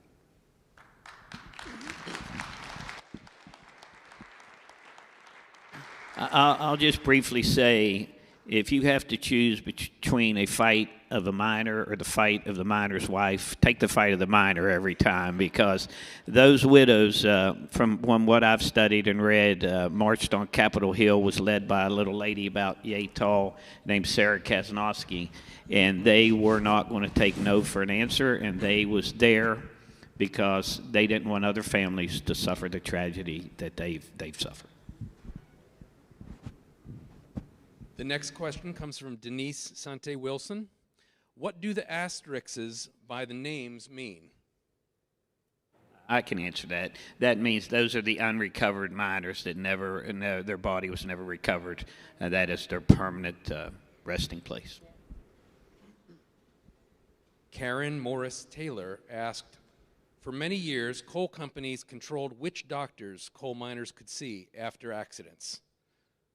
Doctors minimized the severity of injuries in the interest of the company. How can this be addressed? Well, let me tell you that clinic. Yeah. Of course, locally, the Monongahela Valley Association of Health Centers was originally created at the urgence of the United Mine Workers, and it was originally largely a mine workers clinic. And in fact, 3 months to the day before the explosion, a group of doctors and nurses and a few of us board members spent a full day in a complete tour of Farmington number 9. So not only here in Fairmont, but in other places around the state and in other states, there are healthcare facilities that have a background and history of relationship and concern primarily to coal miners. But in recent years, there has been a heightened interest and concern about mental health.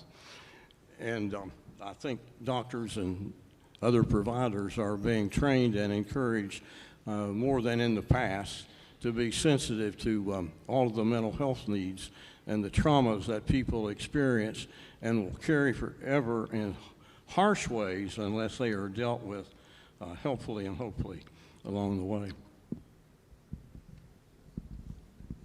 Mary Wilson has a question for you, Andressa. Brazil also has mining. How would you compare the safety cultures in Brazil compared to the one in the United States? So in Brazil, we have one accident every 48 minutes and one fatality in the work every 3 hours and 4 minutes. So this story is important for us because we have a lot of lessons learning to us. Our culture is in safety is reactive. We are growing up, okay? We had been working in the last 20 years in mining companies and develop and improve, but we have a big journey in terms of how we can improve safety culture and safety behaviors. So it's a big challenging for us because it starts with education, starts put in the center the human being. And sometimes in some cultures, we don't have the value of life. So the life not come first. The profit come first. So we have a big challenge to teaching people to care about yourself, care about others, and they can be open to receive care. So our journey in Brazil is starting understand what safety is, because the people thinking that safety is procedures, safety is if it's rules, safety is a safety technician, a safety professional, and we try to put on the table, say, safety is you, safety is your decision, you are in charge, you need to be responsible, we need to have the courage to stop. Sometimes, you know, we don't have this courage because we don't understand the value of life. Some people understand what safety is when they are watching a video like this, a movie like this, and understand what safety is. But the idea and the mission is we need to understand safety. Safety starts with a safety behavior, not as a safety accident. The next question is for you, Mike. What would you say to a young person in the mines or who wants to mine today? Could you repeat that, please? What would you say to a young person in the mines or wanting to mine today? Well, certainly I can't be critical of that. It's an industry that I chose at a very young age, and thanks to the union, I had a safe place to work, and I got health care, and I was able to raise my family there. The advice I would give them is to, you know, always be vigilant, always be aware of what you're doing.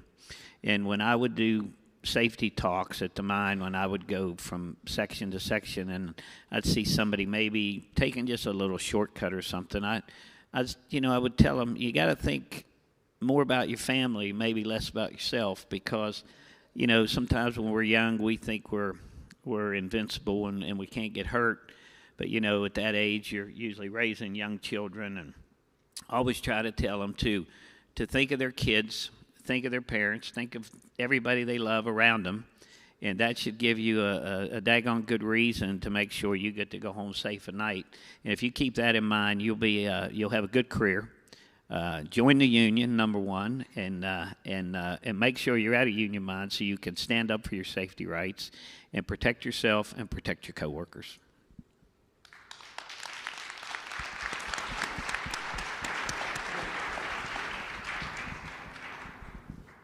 We touched on this question earlier. Hopefully the panel can expand on it. So why did the Farmington disaster have or cause such a change in safety regulations when past disasters, such as the Monongah in 1907, did not? I think that's really easy. We talked about it. The media showing the world what these families went through instead of just showing the community of Farmington and the county of Marion, the world seen it. Days. And I think the 10 days waiting, I think this created a big commotion. Absolutely. And along with what Mike says, the whole country and the world was made aware. Prior to that, like that 1964 disaster that I was talking about, it might have made the local news for a day. Plus, it didn't last 8, 9, 10 days. It happened one night. The next day it was over. Those 21 men were brought out of the mine in body bags, and they went back to work, and that was it. The Farmington thing stretched out long enough for people to take notice.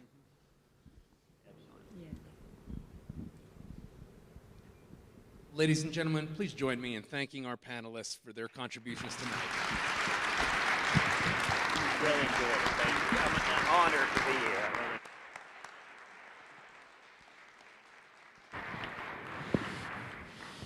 Before we conclude the evening, I would also like to thank those who made this event possible. Something this large, this significant, doesn't just happen. It's the result of a lot of people's hard work.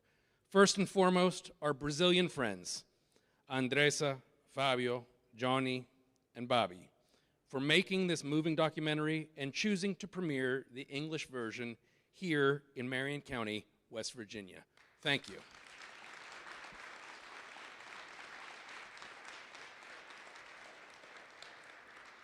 Please accept these small tokens of Fairmont State University's appreciation for all of your hard work and for coming and sharing this with us.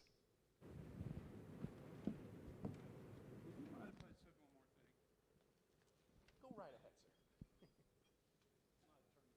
Should be on.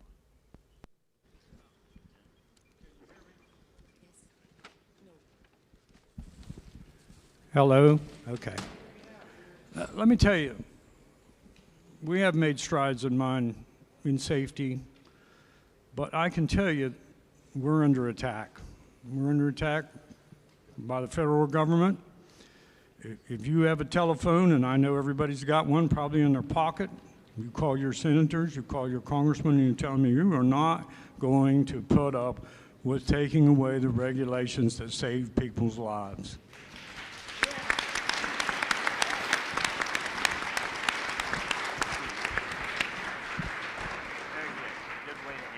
And on that note, let me thank our panelists, Mike, Gary, Reverend Bowyer, for sharing your thoughtful insights about the No. 9 disaster with us this evening.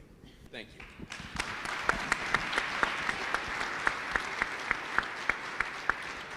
Trudy Lemley, who provided the original newspaper headlines, Joe Magna, who provided slides, and Bob Campione, who provided his extensive photo archive. Thank you for contributing to tonight, as well as the Frank and Jane Gabor West Virginia Folklife Center and the Northern Appalachian Coal Mining Heritage Association for their displays. Thank you all.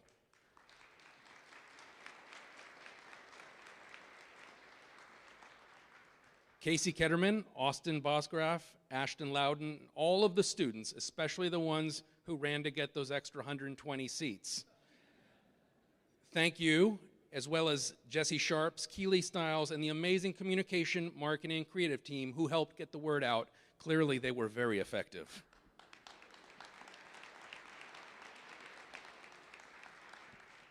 The unseen contributors tonight in the back of the room, Dusty Merrill, Jeff Miller, Josh Thomas, and Chris Ward, for your exceptional audio-video support, streaming this to Brazil, and except for me stepping in front of that with my microphone and making it screech, you did great. You've got to work on me. Thank you.